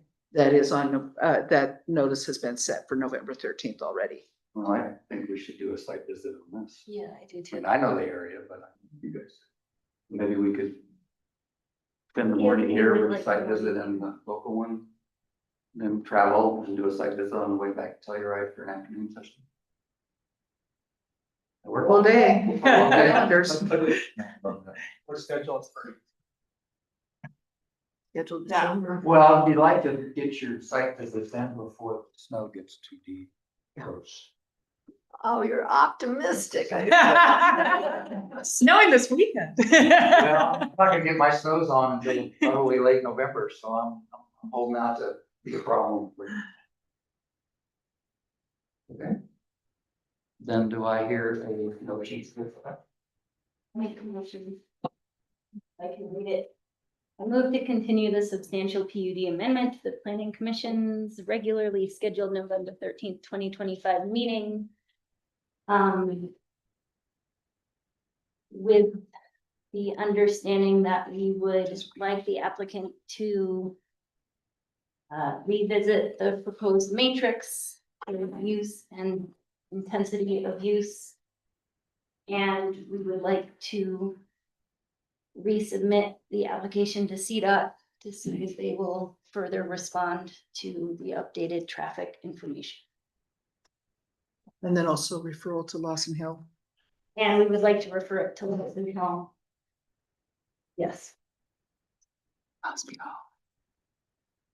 Did we refer to Minnesota as well? We'll stick to Rory. I mean, I don't know that, Why? I certainly don't feel that we need to. Or do I want, but. Cool. I asked the questions, but I'm always having answers.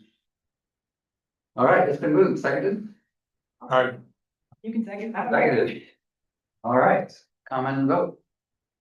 I think it's very important to look at this seriously and listen to the considerations. So, I'll vote aye. Okay. All right. I still wish we could look at the whole area more comprehensively, but I understand we don't always get to choose what an application and how broad it is. But I hope that we will be hearing more before long about other considerations before the development actually happens. I guess that's my only comment. I just came out of the stakeholder roundtable on housing, and the state and the governor are absolutely clear that they want to see housing and they want to see it in 90 days from application to turnaround. And so while I will support this, I also don't want us to drag our feet simply because we want all the answers and we want a comprehensive view. We have an East End master plan. This feels consistent with it. And so I would like to see this continue to move forward. But I'll vote aye. Can't approve on any of those comments, so chair votes aye. Okay. We will figure out the logistics of the November meeting. Yes, indeed. Well, you know, we had August and July off. Sure to find. Let's take a break. So do you guys want to do a lunch break? Like a half-hour lunch break? John's got sandwiches. Yeah, sure. Get a regroup. Who's here for the mining rig? Hope you get better. Most of our, I think all of our mining stuff is on, people are online. So yeah, if we just tell them what time we're gonna re-adjourn. All right, folks, we're going to take a recess for lunch. We'll be back at 12:30. Might have to do No, there won't be. Where did you think was? Okay. Let's just see. Recording off. That's good. I don't understand why they should have a say. I'm so curious, like. Do they Do they cancel school? The mics are still. My daughter's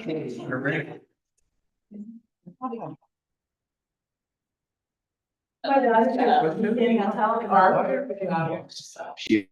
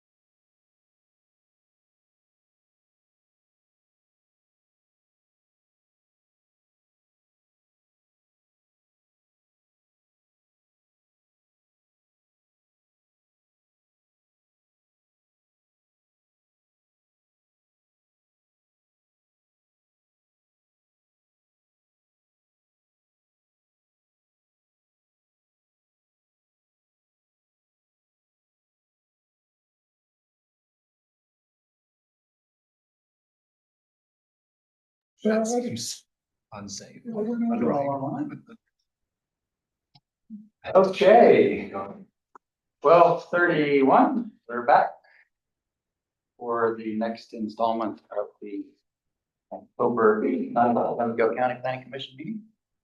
And the item next on the agenda is a referral regarding amendment to the San Miguel County Land Use Code mining regulation. Okay. So yes, good afternoon. For round 5, I think, in terms of meetings. This is a referral from the from the BOCC. I'll get into the whole background here. So on the Planning Commission action on June 26th, you recommended the BOCC approve the draft mining regulations with conditions, and that included the focus of today, which was development of regulations for waiver of requirements or standards, and then further changes regarding burden of proof, setbacks to water body buffers, activity notice size exemption, water quality contaminants of concern in monitoring plans, weed management, and then some miscellaneous corrections. And what we are focusing on today is that waiver of requirement. And the reason is that the BOCC considered this on September 17th. They continued their consideration to November 19th with the following directions. And number 1 was to meet with the Planning Commission to consider the waiver provision under 6302C, verifying the direction and intent. They really felt that because you guys had directed us to prepare it, but you hadn't seen it, they wanted your feedback. And then further, they want us to contact the Bureau of Land Management to discuss the recreational mining requirements and proposed language regarding exemptions, and to contact the DOE regarding the impact of draft regulations on legacy leases. We're going to probably have to contact the state DRMS and talk to them instead because of the federal shutdown. But if we come back, if the government comes back in by November 19th, we'll get feedback from them.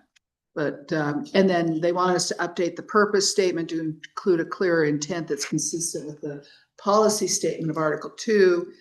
And then the final condition, also relevant today, is to further consider the waivers of standards and a possible appeals process.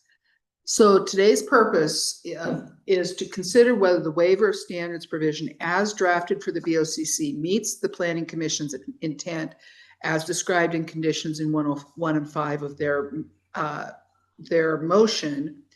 And it is not the BOCC's intent for the Planning Commission to reopen or reconsider any other topics other than the waiver of standards. They did not remand this in whole.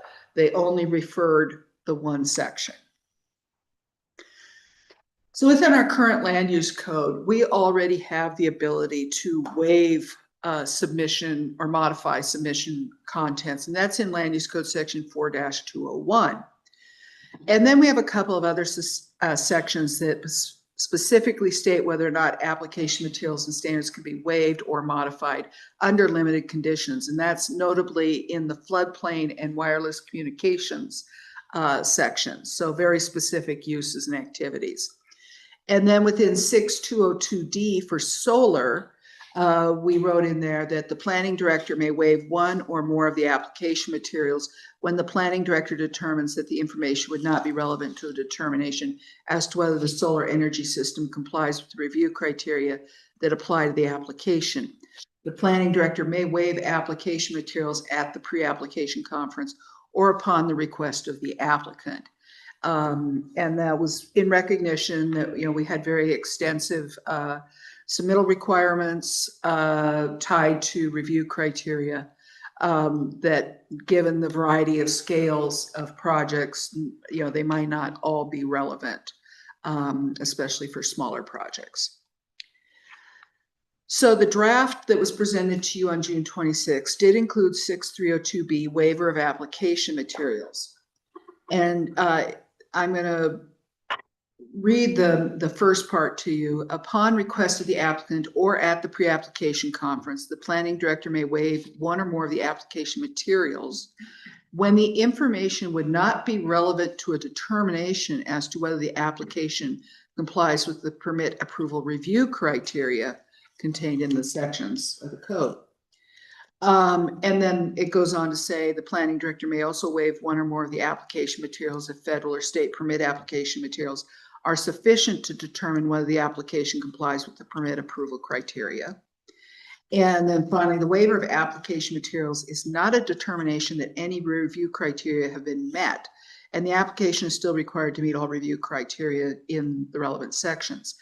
And basically what this is saying, this last part is saying, is that although under part one, the planning director can say, I don't see how this is relevant, when it gets to the planning commission or the BOCC, either body could say, wait, I do see how this is relevant. And, so you could say, I do need to see that information. This is what you guys reviewed and passed along in June. But then you also had the further condition to develop possible waiver of review standards. So we drafted a waiver of review standards. We did send it out for review, and then we got some comments back from the Colorado Mining Association. So right before the September 17th meeting, we did a few more adjustments in there. And in your memo, you see both versions of that. I hope you were able to track through that. But as we presented at the September 17th meeting, and I'm paraphrasing here because it doesn't fit onto a PowerPoint slide. So creating section 6302C, and this would require that they submit the request for waiver of review criteria as well as application materials prior to submitting their application and specifying which review criteria should be waived. And within that, including a description and map that's sufficient for determining the nature and intensity of the proposed activities and the degree of associated impacts and rationale for request. And then the planning director would issue a determination within 21 days, with that determined based on specific standards regarding technical and feasibility, and also a finding that the project will not cause a significant adverse impact that the criteria addresses. So this is focused on the individual criterion and not the whole mining piece.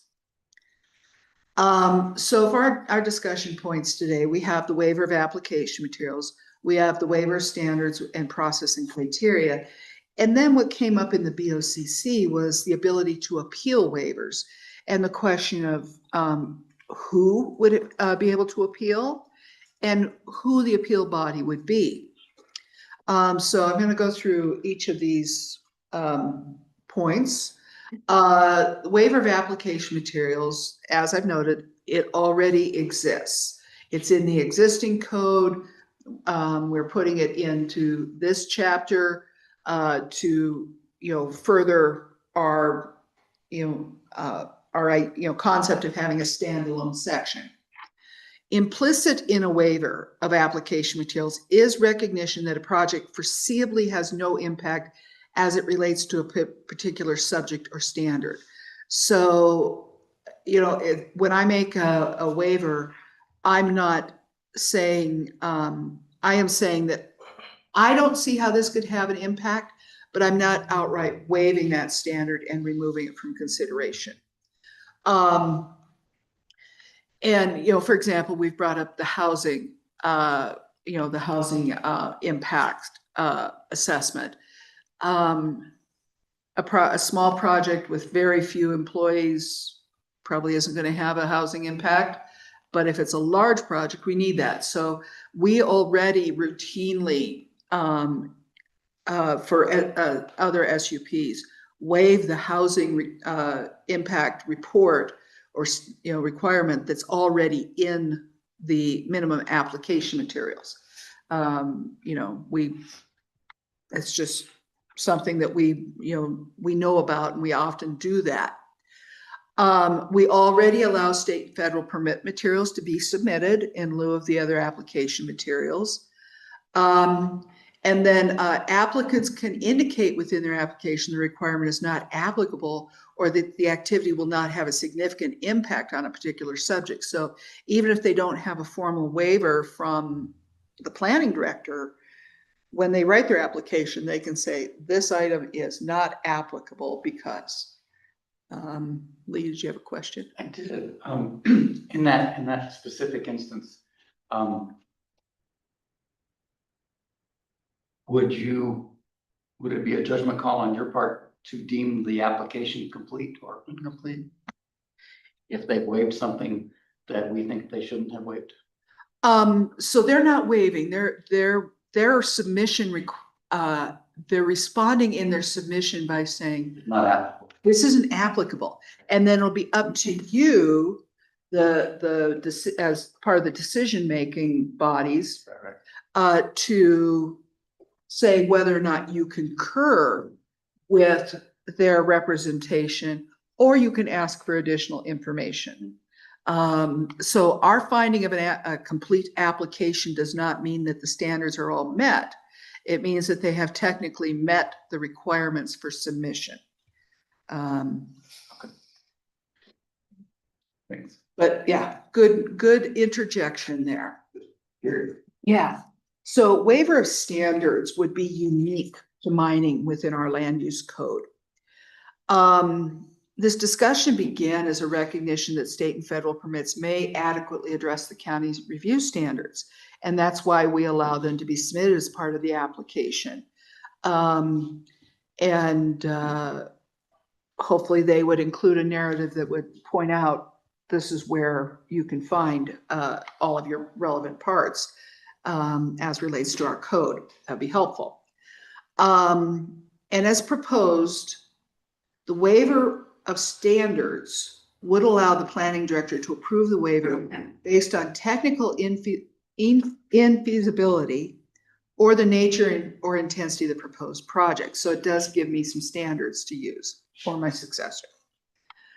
As written, there's no means by which to appeal the planning director's decision on a request for waiver of standards.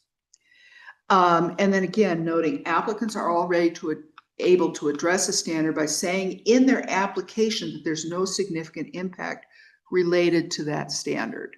And then it's up to you to figure out whether or not you concur with that. Now, with regard to appeals, there's some key considerations here. And this is where Tori and David and I, and Maura also kibitzing a little, kind of started running into problems.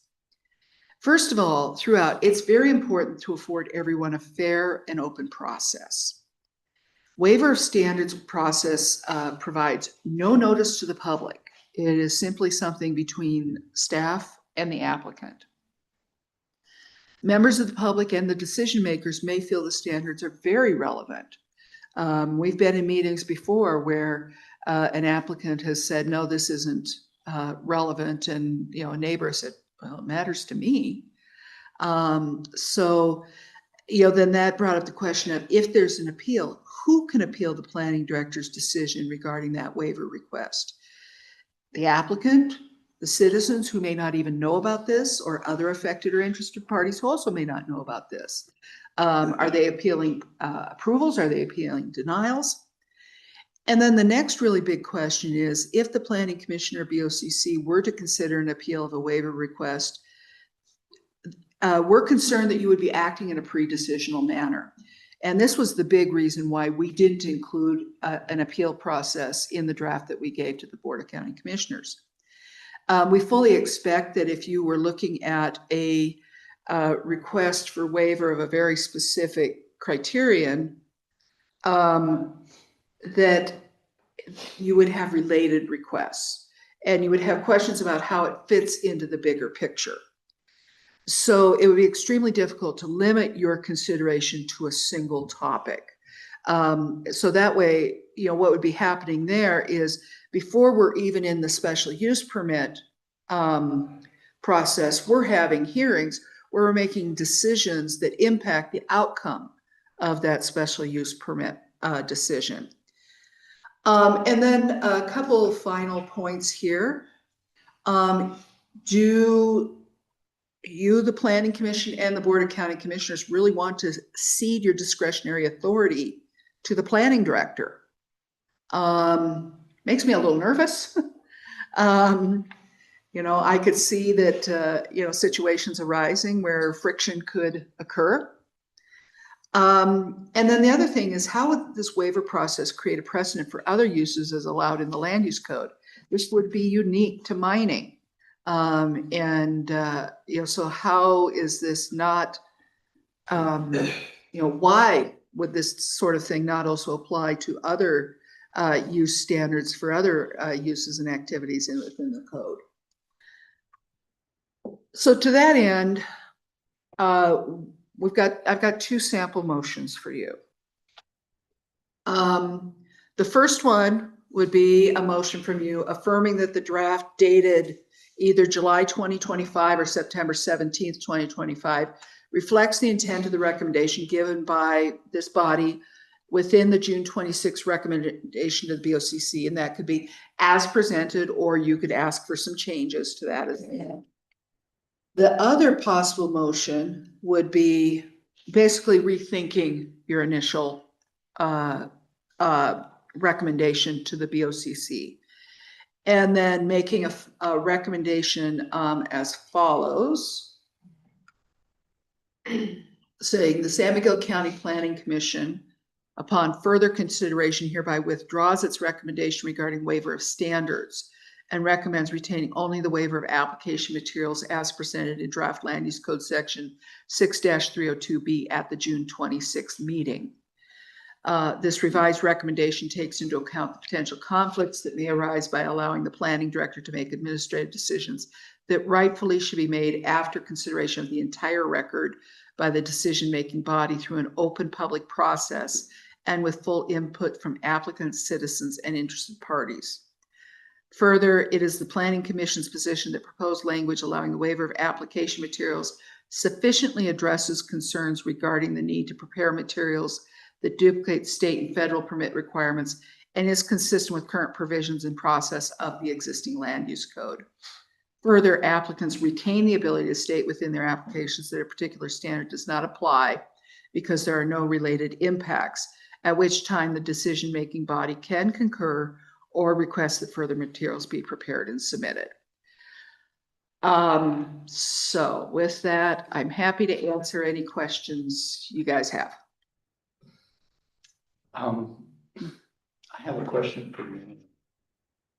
Seems to me that there is and should be stated a distinction between waiving a requirement and accepting the state or the federal or somebody else's information that meets that requirement.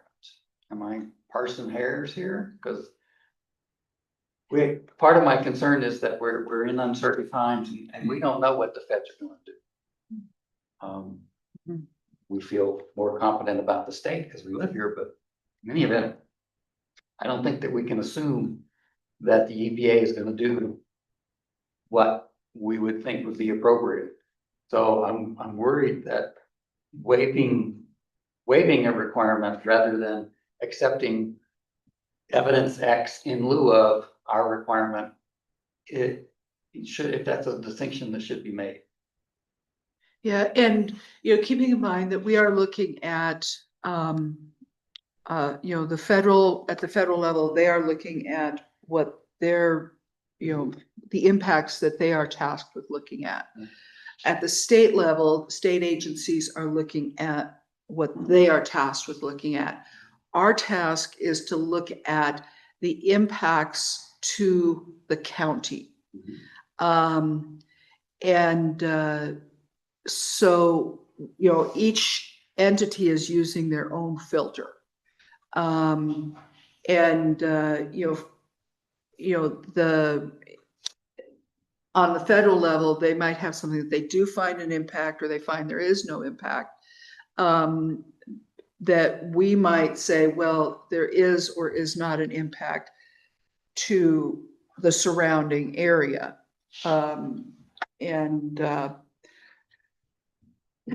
So When Yeah, we they're say- all different levels. When we say they can submit materials that they prepared for the state or the federal, it's not that we think that might be a perfect fit for what we're looking at. It's that we don't want them to have to redundantly produce reports and expensive materials that may, if we look at it carefully, answer our questions. So we could look at those materials and still say, but we still aren't sure how this is gonna impact the county road. We need more information about that specifically. But in terms of this waiver of the review criteria, I guess I'm a little confused because I thought the whole reason this came up is because you and Tori were saying to us, we want the ability to determine that for very small scale operations, they can submit a pared down application. I mean, what you've written here is absolutely convincing. We should not allow a waiver of the review criteria, but I thought we got there because instead of putting in like we did for solar, all these different thresholds, that was kind of what you guys were thinking was the right way to go.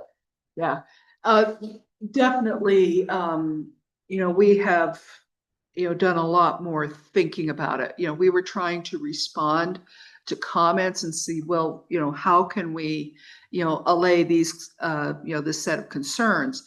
And, so that was part of our, recommendation to you at the time was, well, let us look at that and try it. And we've tried it now, and it has uncovered some really significant challenges. Okay. Yeah, along the same lines, can you take us back? I mean, I haven't watched the video again, but I'm trying to remember why we made that request. I completely understand the waiver of application materials, but can you take us back to what the conversation was and why we asked you to waive standards? A lot of it, and I'm sure we'll hear from the representatives of the Colorado Mining Association when we get to the public comment part, but a lot of it came from them saying, well, if you waive the application material, does that automatically waive the standard as well? By standard, we mean review The criteria. review criteria, yes. Waive the revegetation plan, but you still have to have revegetated.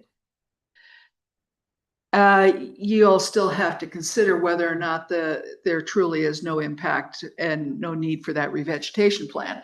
But that's what we do all the time. We see a Yeah. whole range of detail in response to what we need from people, depending on the scale of what they're doing. Sometimes we think it's adequate, sometimes we don't. Yeah.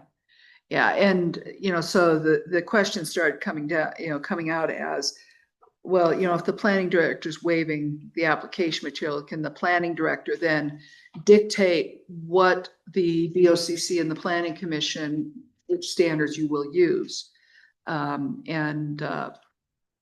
It's challenging. So what it sounds like to me is you can say, hey, we're just doing X, Y, or Z. You don't have to have a revegetation plan. It goes to the planning commission with VOCC and they say, actually you do, please resubmit. That takes time and is annoying, but you still haven't done anything wrong by waiving the material.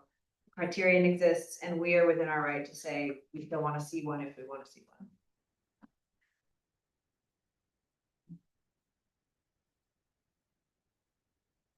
That's if we keep the waiver of materials and don't even talk about a waiver of standards. Yes. Well, it seems evident from what you've put forward and what the county commissioners discussed and put forward is that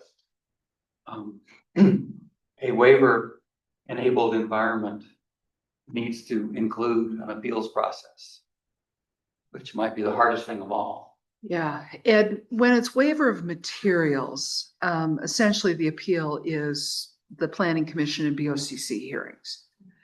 But if it's waiver of standards, that just becomes a whole nother challenge. And I could really see citizens being very unhappy to discover, come and say, wait a minute, why did you waive the revegetation plan? I think it's important because, you know, and then the applicant would be very upset because they said, wait a minute, you told us that you weren't gonna consider revegetation, and now we have to. But that's the process, right? Yeah. That exists with mining regs, but that exists with solar, that exists with building department, that exists with. All of our SUPs. So, And then there's sections in the draft regs where it says, for example, the planning director or board may waive this standard if the impact to water quality will be minimal, location close to 500 feet. So that is still okay in the language because it has a very specific condition when we Yes. can waive something. yeah, that one is, you know, very narrow, and tightly constrained. So. The 500 feet or. Yeah, and that's similar to what we have in the floodplain and wireless communications sections. You know, it says if this specific condition is met, then this is waived. And that's fine. You know, it's not discretionary. You know, it's not a subjective topic. So it sounds like a no-brainer from a county perspective, but are we expecting public pushback? We have significant representation waiting to talk. I'll stop sharing my screen so you can go back to seeing who all's on there.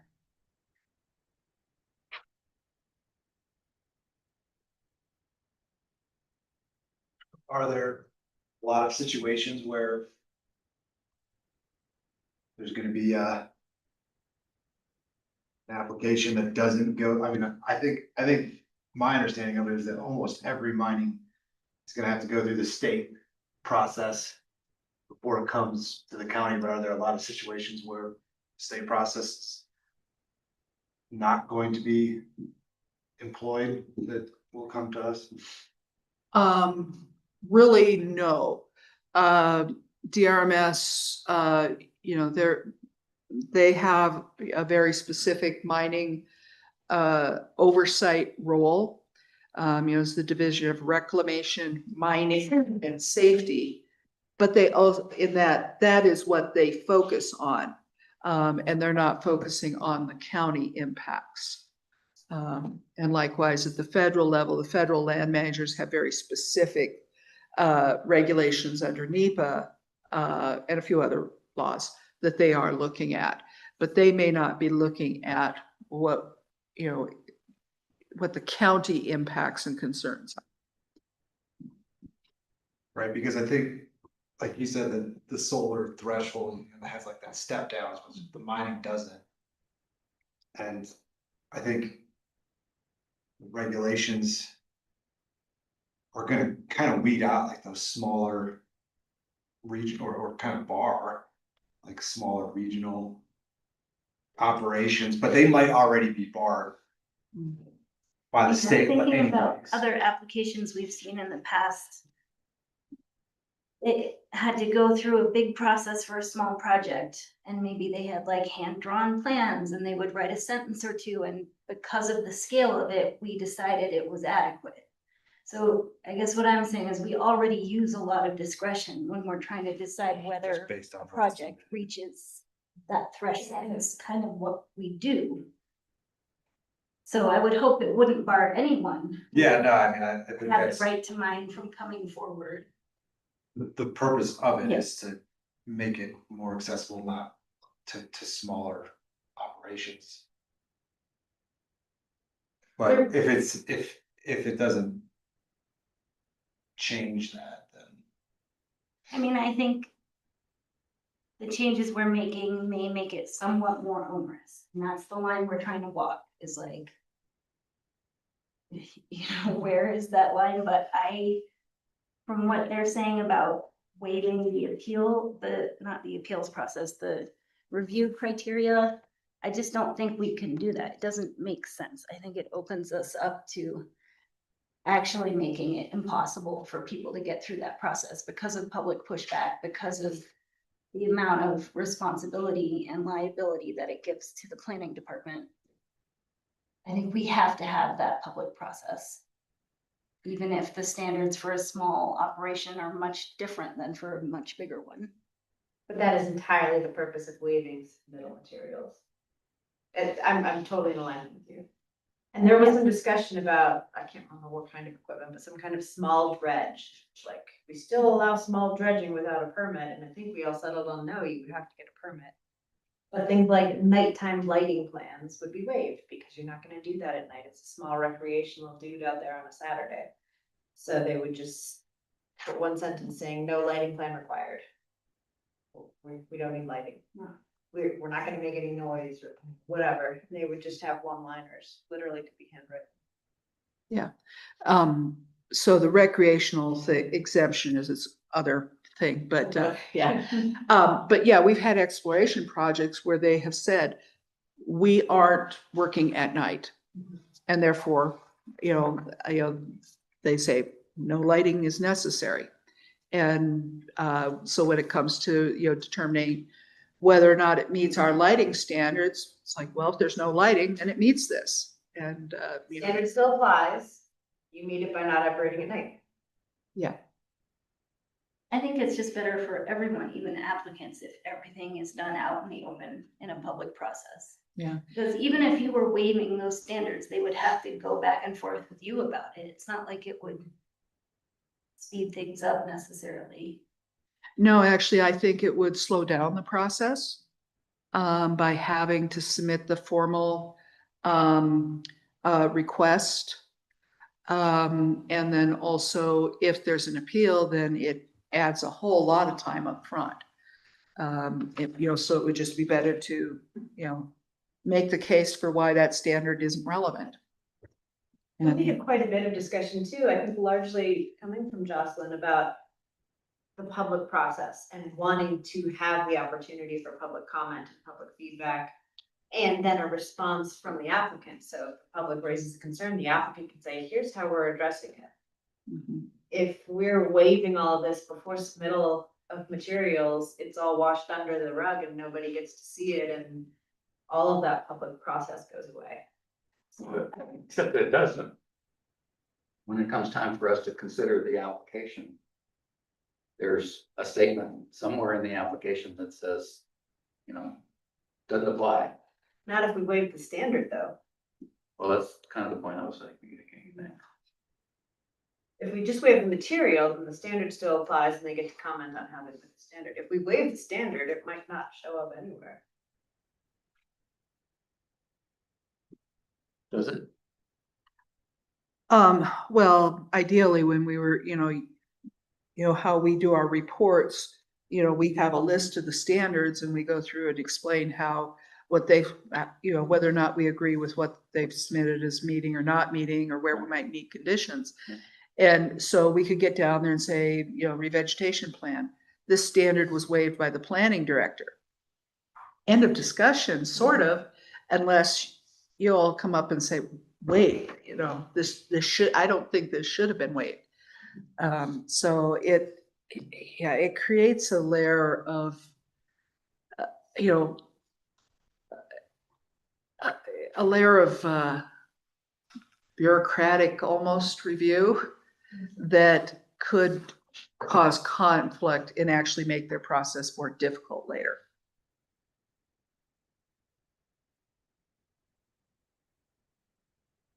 I really like the way that it's kind of a newer thing, but I really like how you guys apply the standards on the roll as we're looking at different parts of the application, how they fit into that.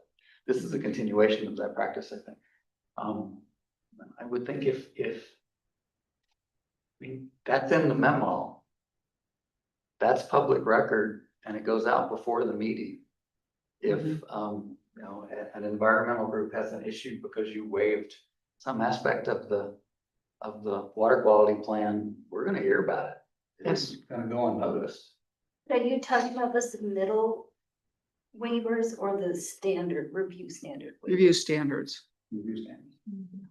So tell me why you think it's appropriate to have that ability to waive review standards and not just the submittal.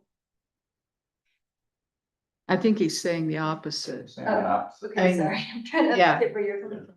Yeah, the waiver of materials, which we have had in our code for years, and as we've applied it, have been to the very simple, clear cut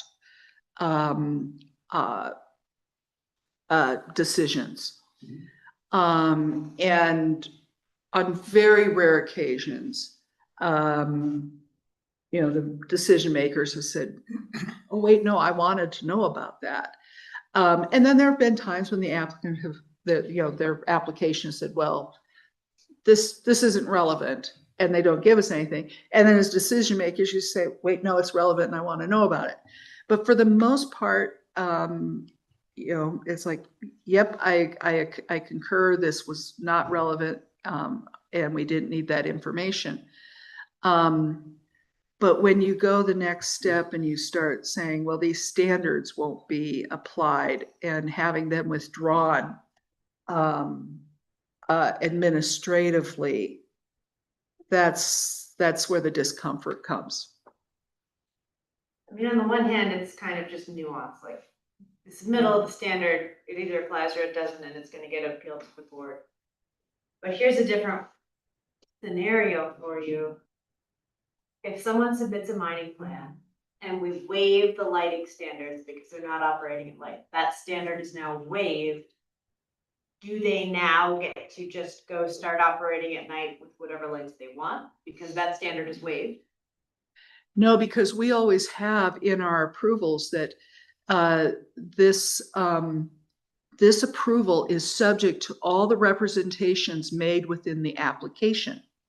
So if they told us that they weren't going to be operating at night and there was going to be no need for night lighting, but the next thing you know, we've got, you know, Generacs out there lighting up, you know, everything. We would say, wait a minute, you said you weren't going to do that. Now you are doing it. That's a violation of your approval. So it's.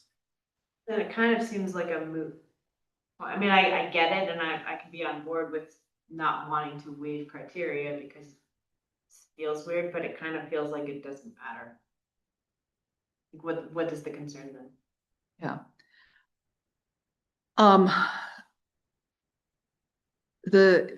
So the real concern here is that, you know, as the decision makers, the Planning Commission and the BOCC are the ones who are entrusted with making the decisions as to whether or not impacts of a project are being adequately met.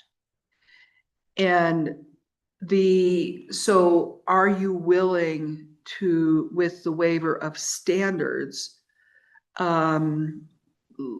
let the planning director make decisions for you ahead of your hearing outside of the public process? And the waiver of application materials isn't a firm decision, whereas a waiver of criteria feels like it's more of a you are deciding that it doesn't apply. I would, if I were an applicant and I got a waiver of a standard, I would want to be able to take that to the bank. Yeah. And, but yeah, it's kind of a false expectation. And Chris, if you could make David Baumgarten a co-host, he might want to chime in on some of this, or he might be just enjoying listening. David is one of our consultants with Sullivan Green, CV Jarvis. Tori couldn't be with us today. So David, you're able to unmute if you so desire. But it's not okay, please. Good afternoon. My name is David Baumgarten. I am of counsel with Sullivan Green CV. And I appreciate the conversation that you are having. And maybe I can put a sharper point on it, consistent with the memo that you received from Kay. There really are three subjects that you're speaking of. One is a waiver of application materials. A second is a waiver of an approval standard or review criteria. And then the possibility of creating an appeal from those decisions. The waiver of application materials, I would suggest to you, is appropriate and consistent with what you historically have done. It is not an approval of the project and it is not an approval of a review criteria. It is just saying, given the description at the beginning, we do not need these materials. A waiver of an approval standard or a review criteria is very, very different. And it is saying that the subject matter that would normally be reviewed and for which the applicant has the burden to prove compliance and satisfaction no longer is of interest to the county. And that decision to waive an approval standard or review criteria is done at a pre-application phase of a project with no notice to the public, no opportunity for the public to participate, and actually no real review. It was then suggested that the way to solve that problem would be to have an appeal. And the appeal would go to either the planning commission or the board. Nobody has as yet decided to whom that appeal would go. The appeal would be made by is a question. If it is a grant of a waiver, who has the opportunity to appeal it? Well, the public may be disturbed, but the public doesn't know about it. And the public may not have what lawyers call standing. If it is an appeal of a denial, then the planning commission and the Board of County Commissioners would be reviewing and making a decision on that appeal without a fully developed record. Because, stepping back, the public hasn't had the opportunity to know about it or to participate in it. So I think that the suggestion that Kay and we are making to you is continue to include a waiver of application materials. Although we may have participated in creating the conversation about an appeal of a waiver of approval standards or review criteria, on second and third thought, we're suggesting please don't do that. And that would eliminate the third question, which is who does this get appealed to? And please, any questions that you would have, I'm ready to answer. Yeah, that makes so much more sense to me. The issue is not merely the waiver of criteria versus waiver of standards. The issue is the appeals process and how awkward and unpublic that process is. And therefore, waiving standards feels sticky. Right, it sheds some light on why waiving standards is not a good idea. I mean, to be as blunt as I may. I'm wondering if the, in the language that talks about the possibility of waiving application materials, basically says that if the considering boards decide they want to see more information, they might ask for it, or if it's just implied, or if it's ever been an issue. You always have the ability to ask for more information. Okay, that's just understood. It's not been a problem. Would it be correct to say that the planning director is not waiving application materials for a particular criteria, but she is accepting the minimalist statement of the applicant that this criteria has been met by XYZ? Not that the criteria has been met, but that there is enough material that has been submitted to go forward. And that it is really important to keep those questions separate: waiver of materials, waiver of standards, and appeal. So a waiver of an application material is not a statement that the approval standard review criteria has been met.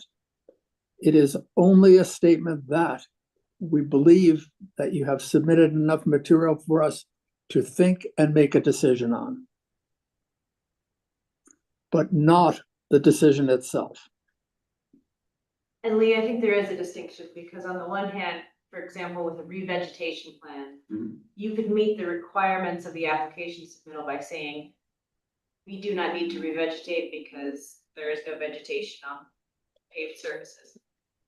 A different way would be to say, you don't have to submit anything. Because I don't think you need to worry about that. And those are two different things. Understood. So I guess that leads me to the question of what's the minimum standard for application materials for a given criteria? Is it a sentence? It's up to the applicant to make their best case. So they should use their judgment in how they put their application together and tell us why. And I think that's where scale matters too, right? Like, Yeah. we had the application for the gravel pit from the adjacent county. They had a pretty simple transportation plan in there saying, we're only gonna use our roads. Thank you for letting us use your gravel pit. But if you're gonna be hauling a bunch of waste materials over to a Eurovan site, or, if you're gonna be doing trans-state transportation of chemicals, that's a whole different transportation plan and just a different scale. Yeah. And so I think having an idea in mind of what that might look like is just gonna be, the sky's the limit. Yeah, exploration. We've had some that haven't needed to create any new roads. Whereas we've had others that have needed to create new routes into, where they want to, be. Different levels and scales of equipment. Simple truck mounted pickups and ATVs, or could they be getting into, larger, types of equipment? Water supply. Water supply, yeah. Yeah, it all comes down to the applicant always needs to make their best case.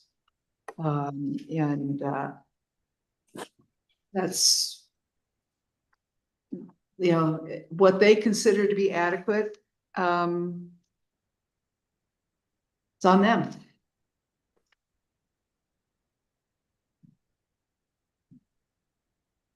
Okay. So help me find in the packet, did we get in the referral back to us, did we get specific language they wanted us to consider or concepts? So we've had a lot of correspondence and we've got representatives of CMA online here, maybe let them see.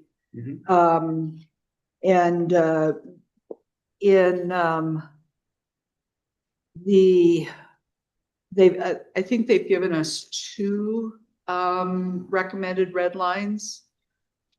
I'd have to go back and look at the whole thing. I don't have the whole packet out in front of me despite all the pile of papers I have here. They've given their red lines. We've given them consideration, in working with Tori and David, we've tried to respond. And that has led to some other edits throughout the draft regulations that haven't been as problematic as this one. And the But, 2 separate motions kind of encapsulate.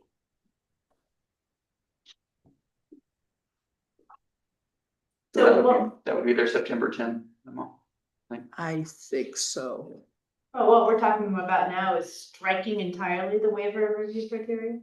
So as you guys reviewed it, the waiver of review criteria 6302C was not in your version, but you directed us to prepare something for the BOCC. So we then prepared it, and actually it was in the draft that we circulated in July. And then based on the additional comments that we got, we had a adjustment for the September 17th version. We'd had some, it was, most of those were related to process. So we had those 2 different versions. They're close enough, they're in terms of substance. But the BOCC one of the very first things that they said was, but has the planning commission reviewed this text? They, did this meet your intent? But what I'm hearing today is, we don't like waiving review criteria, so we should strike 302C in its entirety. So I gave you 2 sample motions. If you feel that we need to keep waiver of review criteria, then tell us which version or what version you would like the BOCC to consider. Alternatively, you can say to the BOCC, on further consideration of all these factors, we now recommend that you not add the waiver criteria. And that's what our consultant attorney is recommending. That is correct. Thank you. So he is saying strike 302C. That is also my recommendation. That's also yours. Yes. Yes, as we got farther and farther into this, it just put, thinking about how this would pan out, just became more and more uncomfortable for me as a director and, my successors. Really could create, significant conflict with, between staff, the applicant, and the decision-making bodies and the public. Lee, did you want public comment? Yeah, we'll get to that. If we're done grilling, okay? But just to be sure I understand what we're talking about is what is the blue line here in the September markup that I'll ask them next. That CMA presented, it's page 180 of the packet. Okay. And that's 6302C waiver of review criteria, sections 1, 2, 3, 4. Well, 1, 2, 4. Somewhere. Yeah, it runs through F in this markup. Page 180 is. Yeah. Page 248. I'll confess I can't quite tell if that's our markup or if that's CMA's. That's Williams. That is Sure, Richard to tell us.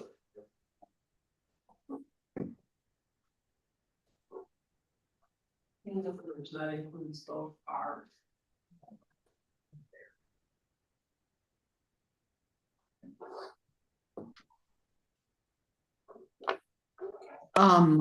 So I did not include in the packet the full draft regulations, so I put what we had presented to the BOCC only in the memo. So the other version that you have, that is CMA's recommended markup.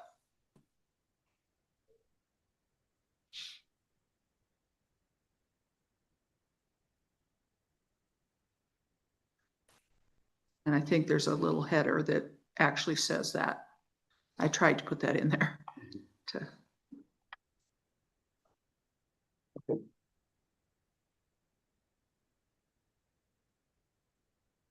Yeah, the blue lines are the recommendations that came from CMA.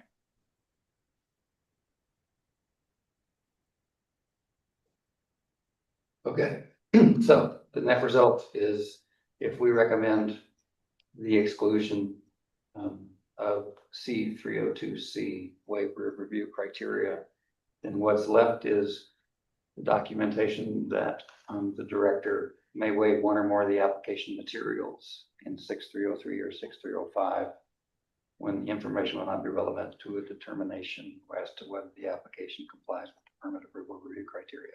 Correct. Okay. That seems cleaner than it was. Am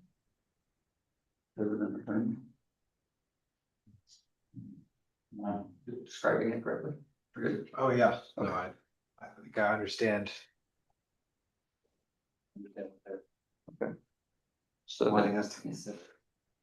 Yeah, and if you're looking at the red line strike through, that CMA attached to their comments, the way it was done, you can't it's really hard to tell what were our recommended edits and what are their recommended edits. You can't almost have to do a side-by-side comparison. But we're simply recognizing that waiving review criteria is not somewhere we want to go. That is staff's recommendation to you. And, Clear. you know, unless you guys have more to, ask questions about right now, you might want to just open up to the public, and we do have a number there. I just want to make sure I get my brain around what we're thinking. Yeah. So 6302B is the end of section 6302, and then we would move to 68 permit application material. Yeah, everything else is under. There's stuff about fees, confidential materials. But I think that's all markups from CMA that are outside the scope of what Right. the OCC asked us to consider. Right. Okay, so it's just 6302C that we're talking about. All right, got it. Well, B and C. 6302B has markups that were published in July 2025, and then 6302C has its entirety. Well, yeah, 6302B, the blue markup is CMA's recommendation. I'm not even looking at the blue markup. I'm looking at page 100 of the PDF. Okay. Page number. I'm gonna project, share screen as soon as Thank you you. for hanging on there, folks out in Zoom land, while we make sure we know what we're doing. Where am I going? The OCC. Oh, you did do that. Okay, now I see. Yeah, so at the bottom of page 100 of our PDF, that's the edit to 302B. And then there are two different versions of 302C, but both Kay and our attorney consultant are suggesting that we strike 302C in its entirety. So this is the resolution that was presented at the September meeting. So this is a clean draft. It doesn't show any red lines. But at the heart of our discussion today is 6302 B and C. So pardon my scrolling. There we go. Okay, so yeah, 6302B, waiver of application materials. So there was some adjustment here from the June Planning Commission version. We did have some changes in there. And then we added in the waiver of review criteria. And then there was some further adjustment that was given to them the day before the meeting. So yeah, I can understand how that's kind of confusing. But, and then 6302D, E and F were renumbered to allow the insertion of C. And they're irrelevant to this discussion, so they would just go back to being C, D, E. Yeah, C, D, and E. Okay, but there's also 6304A, which is on page 102. We would make all necessary conforming changes. Yeah. In That would go away. 303, 304, 305, 306. Wowza. Okay. Are we opened up? Anything else? All right, let's open up electronically, as we don't have anybody here. As always, we seek to hear all voices, so please keep I've set my reminder alarm at 4 minutes. That'll give you a minute to wrap. Actually, Chris has a timer that everybody can see. Oh, even better.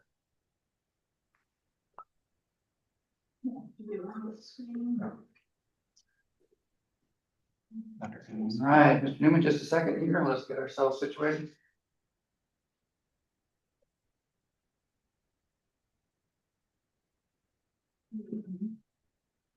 Oh, we had it earlier.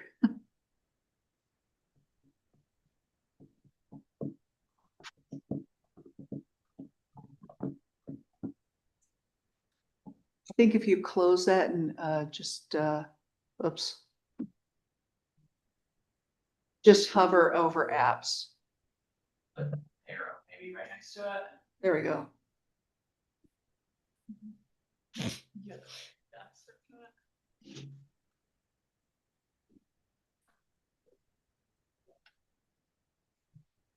Oh, might not be. The first We're one. not signed in on this Zoom, so we're not kicking each other out, so it might be a little bit hard to display, but Let me see if I can run it. well, it can only show up on your computer. But she could share her screen then? Well, just share her Zoom screen. Then we wouldn't see the talker's faces. I can keep it with my phone. Yeah. That's probably. Okay, well, recognize somebody and I'll hit start and they'll hear the music. Okay. All right, and I think Mr. Newman stepped away. We're trying to get our stuff working here, so. We are open to public comments from the Zoom crowd. Please raise your hand, identify yourself, give it your best 4 minutes and then a wrap up.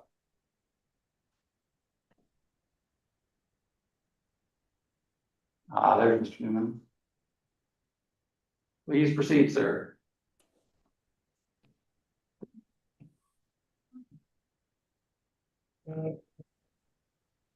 Okay. Can you hear me? There you are. I actually think if it's okay, I just wanted to start off by saying, Mr.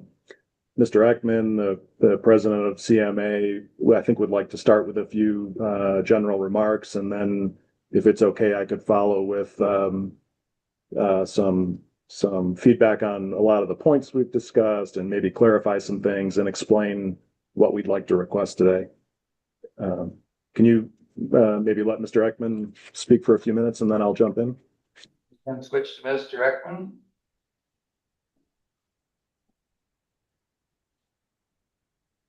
Can you hear me? And there you are. Okay, great. Thank you for the robust conversation about the waiver and appeal process this morning. We really appreciate it. You know, I think we've been clear about this from the outset. We really want to establish a strong relationship with the county and to work with you in the future. We understand that the county wants to be heard and be involved in the process that has been established for a long, long time by DRMS and BLM, and we couldn't agree more with that. We support higher environmental standards. It attracts the kind of investment we want to see in the state, gives our operations a good reputation. So we are on the same page with a lot of these larger goals. But to have what we view as separate and duplicative processes, it really undermines the overall collaborative effort that we'd like to see between the county, DRMS, BLM, and the regulated community.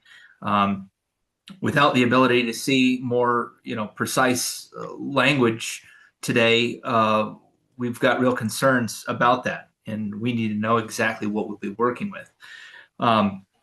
We hope to work together in the coming weeks. I think we're close, but we'd like to have further conversations. So our overarching request would be to set this over to provide more time to drill down on waiver and appeal language that will work for everyone. So Chris can answer some more specific questions, but we really appreciate you working with us. And with a little bit more time, we're hopeful that we can get to a place that satisfies everyone's interests. So I'll leave it at that and let Chris speak to some more specifics. Great. And thanks so much for having us. We really appreciate, the dialogue and the engagement. I know, Mr. Chair, you were out on the site visit and some of the commissioners were. You got to see some of these mines in the West End and what we're regulating. You know that the uranium mines there are historic mines, reopening existing mines. They're small. The largest one might be 20 or 30 acres. Most are 5 or 10, right? we're talking about maybe 2 trucks a day. There's no processing or milling on the site. It's all going to happen in Utah, where the only operating mill is.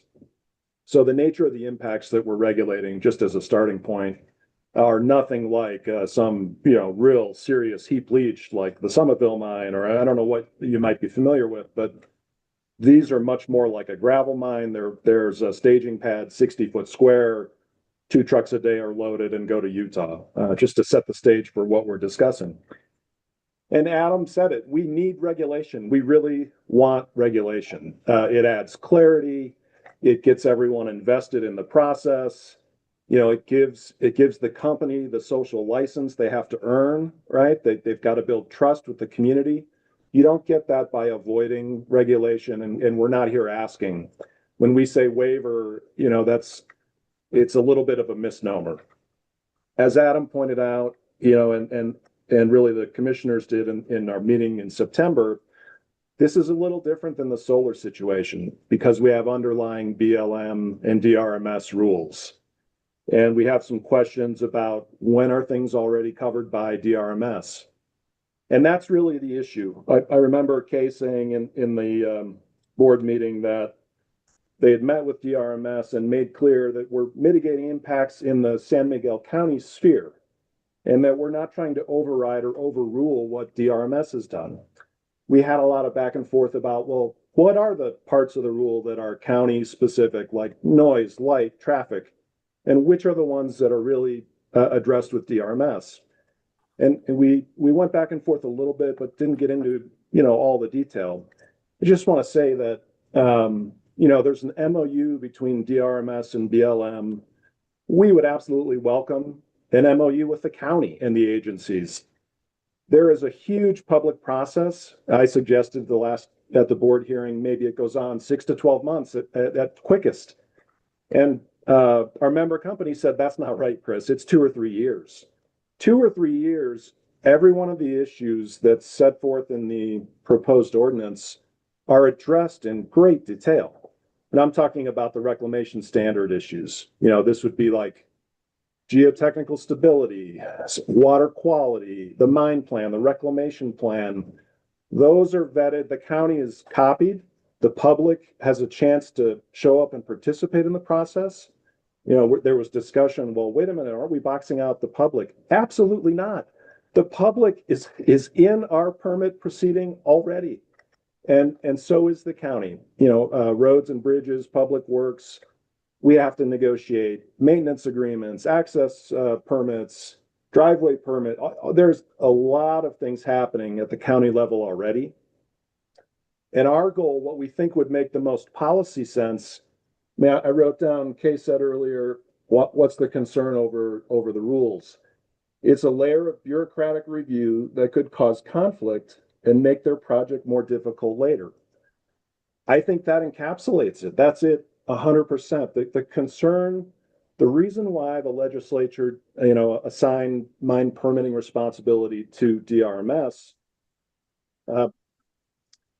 if you guys might be willing, I'm representing CMA and Ford Mining Companies. I will bring it to a quick close, but with your indulgence, may I have a few more minutes? Yeah, you got another minute, go ahead. Okay.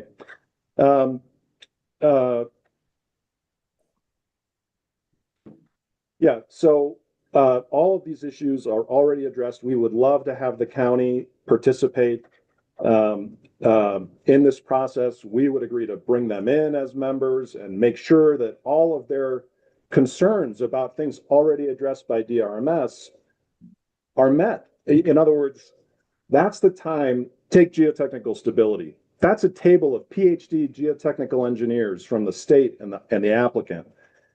If the county would like to be there and has some flavor of issue there, it would be wonderful. It costs hundreds of thousands of dollars to do this. And to come back and go through it again and spend another couple $100,000 to have the county get a consultant and come tell us that, well, we missed 1 or 2 things, boy, it would just be a shame. I mean, the time to do it is when we're all at the table with the state going through it with all the brightest minds in Colorado. I mean, we'd welcome the county. We would love to have you there. Where it becomes a challenge is when we just duplicate the process potentially to a conflicting outcome instead of engaging and finding compromise and addressing all of our concerns. Am I able to share my screen? Let's see.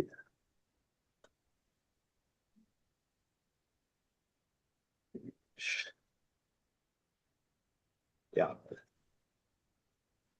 Okay, so you were right at looking at, this is page 180 to 182. Can you see the 6302 general requirements? So where the clumsiness has been here is around, there's language in the county's draft that the focus is on issues or impacts not addressed by DRMS. Take like reclamation, that there's language there that says we're trying to address things DRMS is not addressing. If there's a bond, it's for those additional extra things. Somehow we have to come up with a way to clarify that if the state is already addressing it, the county's consulted, we should check the box. There's a public process at DRMS. We just shouldn't duplicate it to a conflicting outcome. We should do it in one place, and we should work together to come up with something that addresses all concerns. So this language is like a place saver for that concept. And it comes up several places in the proposed rule. And I think it's the kind of what we're all dancing around is the county focused on things not addressed at DRMS? Is it trying to duplicate DRMS and just say, we don't like it, we're going to make the decision here and you can't do it? You know, geotech, you're all wrong. The state's got it wrong. The county has some other issue.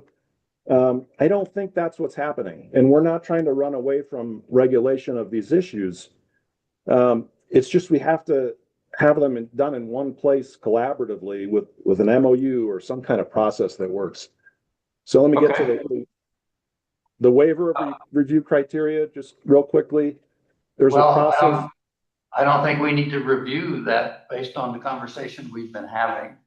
I take that you've offered some counterpoints to the language that was in the draft, but at this point, I think the sense of the group is that we're looking at whether we want to even include the waiver of review criteria as an element of the code. So I don't think you need to argue against it because I don't think we're going to keep it. Let me just make one point, which is we are not saying the criteria should not be addressed. That's not the point. We're saying when we come and make the record that we think we're entitled to a waiver, we'd like to persuade you we should be entitled to a waiver. What we would be saying is, you know, an application for a mine permit fills up binders of material, maps, all kinds of technical data. We would be submitting that and saying, look at the following locations. We have thoroughly addressed this issue, consulted with the county, hopefully, with DRMS, with BLM, with other consulting agencies. This is what we came up with. And we think it's addressed this issue as it's already addressed this issue in a public way where public can comment, the county can participate, all issues can be addressed. And that's why we think there's a so-called waiver. It's not that the issue doesn't need to be addressed. Far from it. It's that we've already spent 3 years dealing with with the state and all these agencies and come up with a product we're proud of and we think checks the box. Right. Well, and you've been consistent in pointing that out. 6302B, the waiver of application materials, is the method by which the planning director would agree with you and say, yes, DREAMS section 7.5 answers this question. Thanks very much. What's next? And that's been at the nature of the opposition forces that we've been having. From my perspective, I'm actually a documentation guy, and I'm like, we've tried to say clearly that that's exactly the process that would work, that would happen. That we would the planning director would, in the application process, would listen to your point that this particular section of DREAMS applies to this, and you know, accept or not your perspective in that case. So I'm not sure if we're violently agreeing or what. We're close. You're right. Yeah, the thing is that if we don't, so play this out. If, let's say we are lucky enough to win your trust in a waiver of application material, right? And we explain, we've submitted it. What happens on the review? There's no, like, we need to know, we need to know what you're going to consider and if we've satisfied the criteria, because the applicant's approach is going to be different depending on the answer to that, right? I mean, we need to know the county has participated in, along with the public, the development of the materials to meet the standard, which are the same at the state and at the county. I mean, that's the challenge. So the state is going to weigh in on it after county and public participation and say, we've made the sausage together, we like it, we're ready to serve it, here it is. And then if we fast forward to the county, I think it's proper for the county to address things not included in what DRMS does. If there's some issue off-site or somewhere, I mean, the trick there is that anywhere impacted by mining is so-called affected land. It has to be permitted. So in theory, most issues should be captured. If there's something not, these companies are going to want to cooperate, and that's not offensive. It's where we want to retread the ground and come up with different decisions after millions of dollars have been spent and a real effort made to meet everyone's concerns. That just doesn't seem like a great approach to this, that it sort of meets the master plan encouragement of mining in the West End, the Board of Commissioners suggestion. They wanted in the statement of basis language supporting mining, and it just, anyway, that's when we talk with staff, when I talk with David and Tori and others, when we get past all the, what do we call this? Is it a tomato? We are pretty close on what matters. The key issues we all want to discuss, we're all going to work out. Having a system where you have a duplication of the entire permit program just lends itself to abuse. I mean, it's going to cause huge delay and expense. And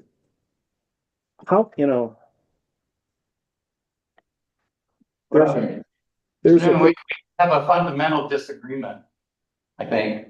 And I'm speaking for myself. The commissioners will join in at some point, but the application, our application process is not utterly duplicative of Dreams and the feds.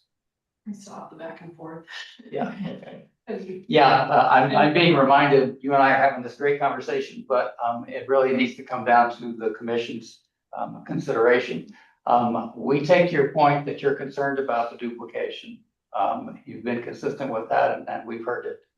And I think what we're considering now is what we were directed to do by the county commissioners, and reconsider the inclusion of whether waiving review criteria is an approach we want to take.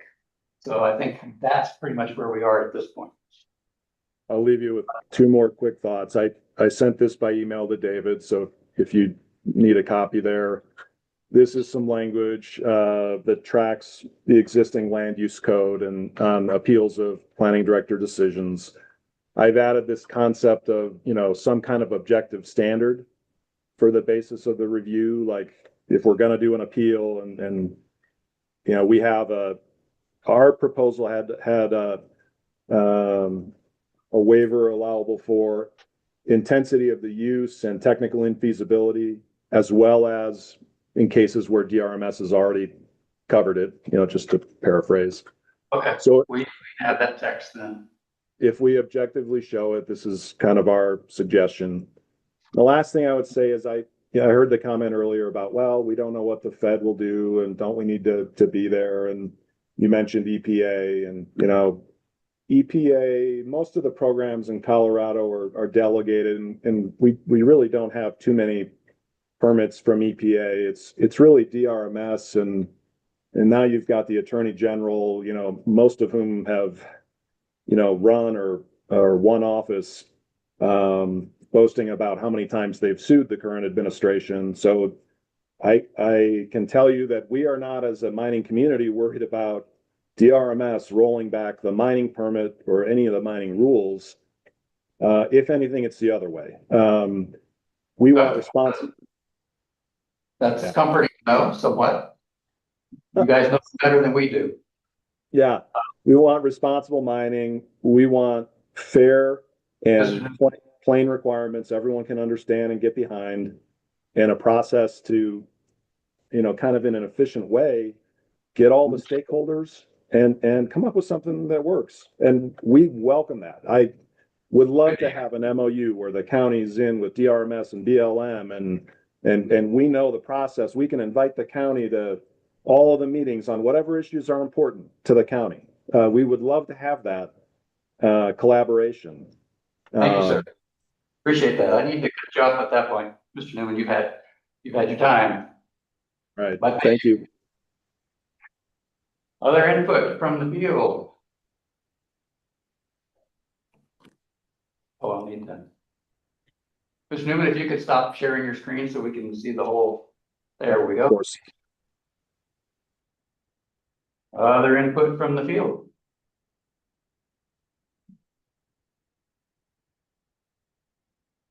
Okay. Chris and Paul and Grant, are they?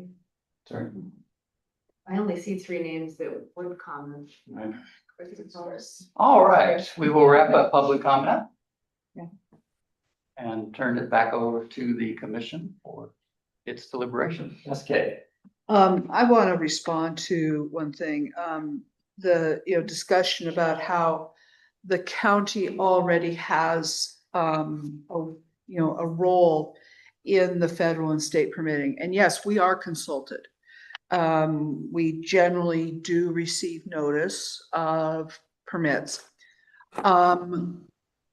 As recent as the last month, the response from when, you know, we've replied saying, we need these conditions, for the county. Or we need them to be, the applicant to be reminded of this. And the state or federal agency, whichever one we're talking to, replies, we can't put that requirement in our permits. You need to put it in your own permits. So while if we make a recommendation that fits within their umbrella, they are happy to include that. But if they see it as being outside, they will not put it in there.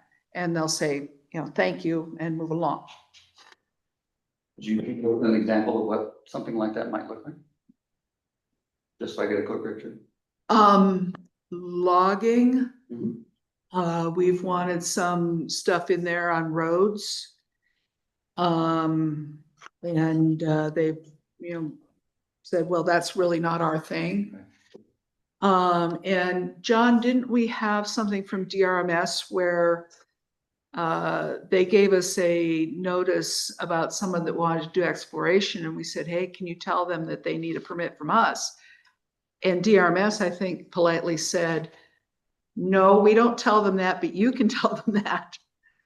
I think that, am I remembering that one I correctly? think they show comments, but they don't require them to get a permit from us. Yeah. So the fact that, we say exploration needs a permit from us, DRMS isn't going to hold up their decision, based on us.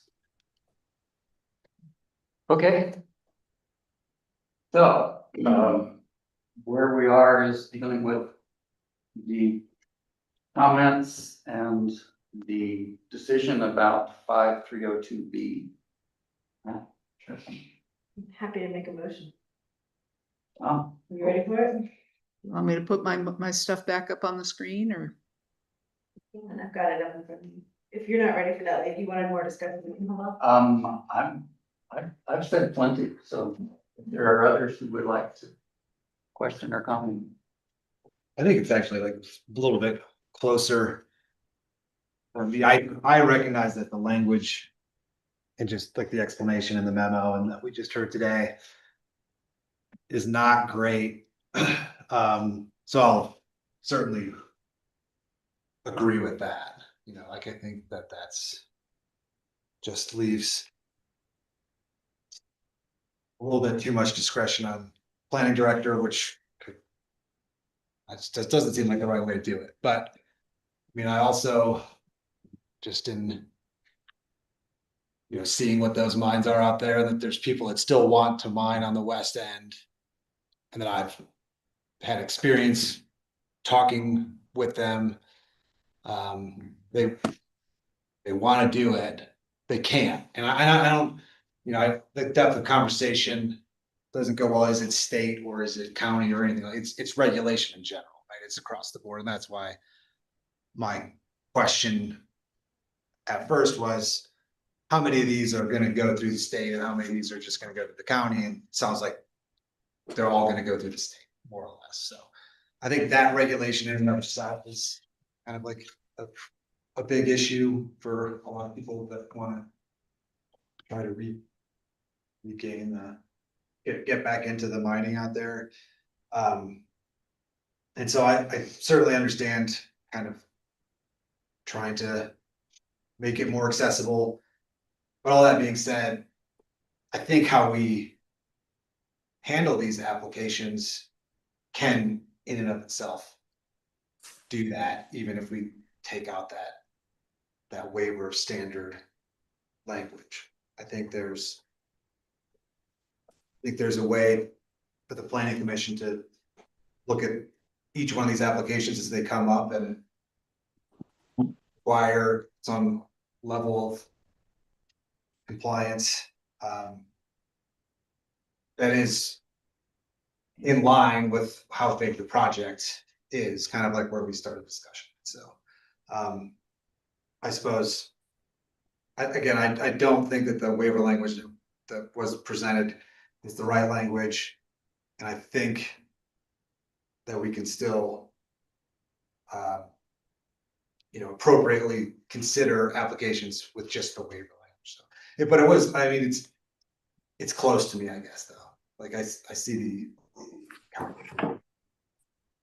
Yeah, I don't see anything in what we're approving today as changing their ability to mine or not mine. Do we have? Nothing about what we're doing today will change or not change their ability to submit an application and mine in the west end. This is really, to my mind, a technicality and it deals with appeals processes and the legal ramifications of waiving things out of order would be the right way to say it. If we're talking about making mining more accessible in the West End and do our standards allow for that, that is an entirely different discussion. And I think that's where CMA was really trying to take us. And I'm absolutely responsive to that. And I think that's where waiving submittal materials comes into play. Yeah, I think I'm with you. So. Yeah, the submittal materials are the point of the sphere of the regulation at this stage anyway.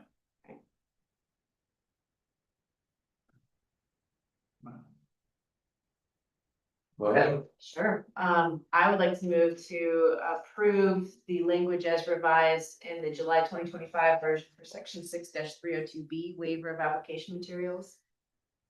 And then, hold on, get back to the right page.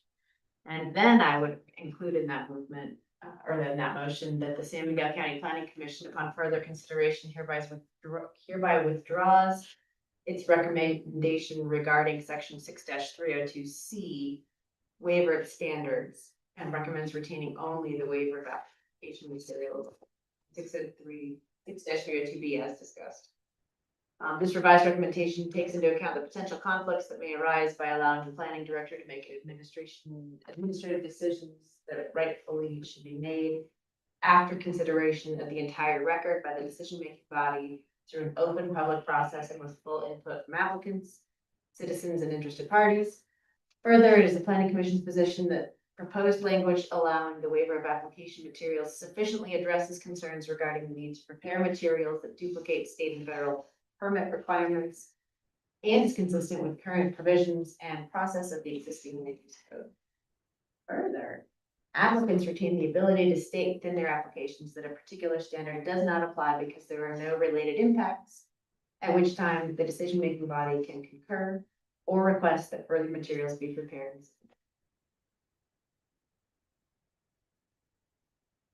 I'll second. Moved and seconded. So the only language change this represents is accepting the suggested text in 6302B and eliminating the current text of 6302C. That's the effect of this motion. Moved and seconded. What I, I guess I just wanna say, you know, through this whole process, we've had this discussion about state versus county and while I understand that it may be somewhat more onerous, I think it is absolutely appropriate that the county look out for the health and safety of what's happening in the county in the ways that it's relevant for us. And so, I feel good about this.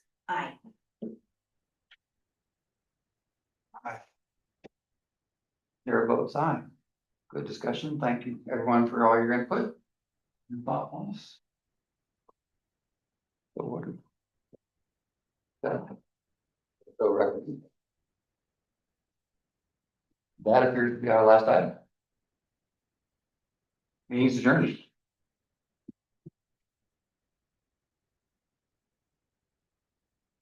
that's it.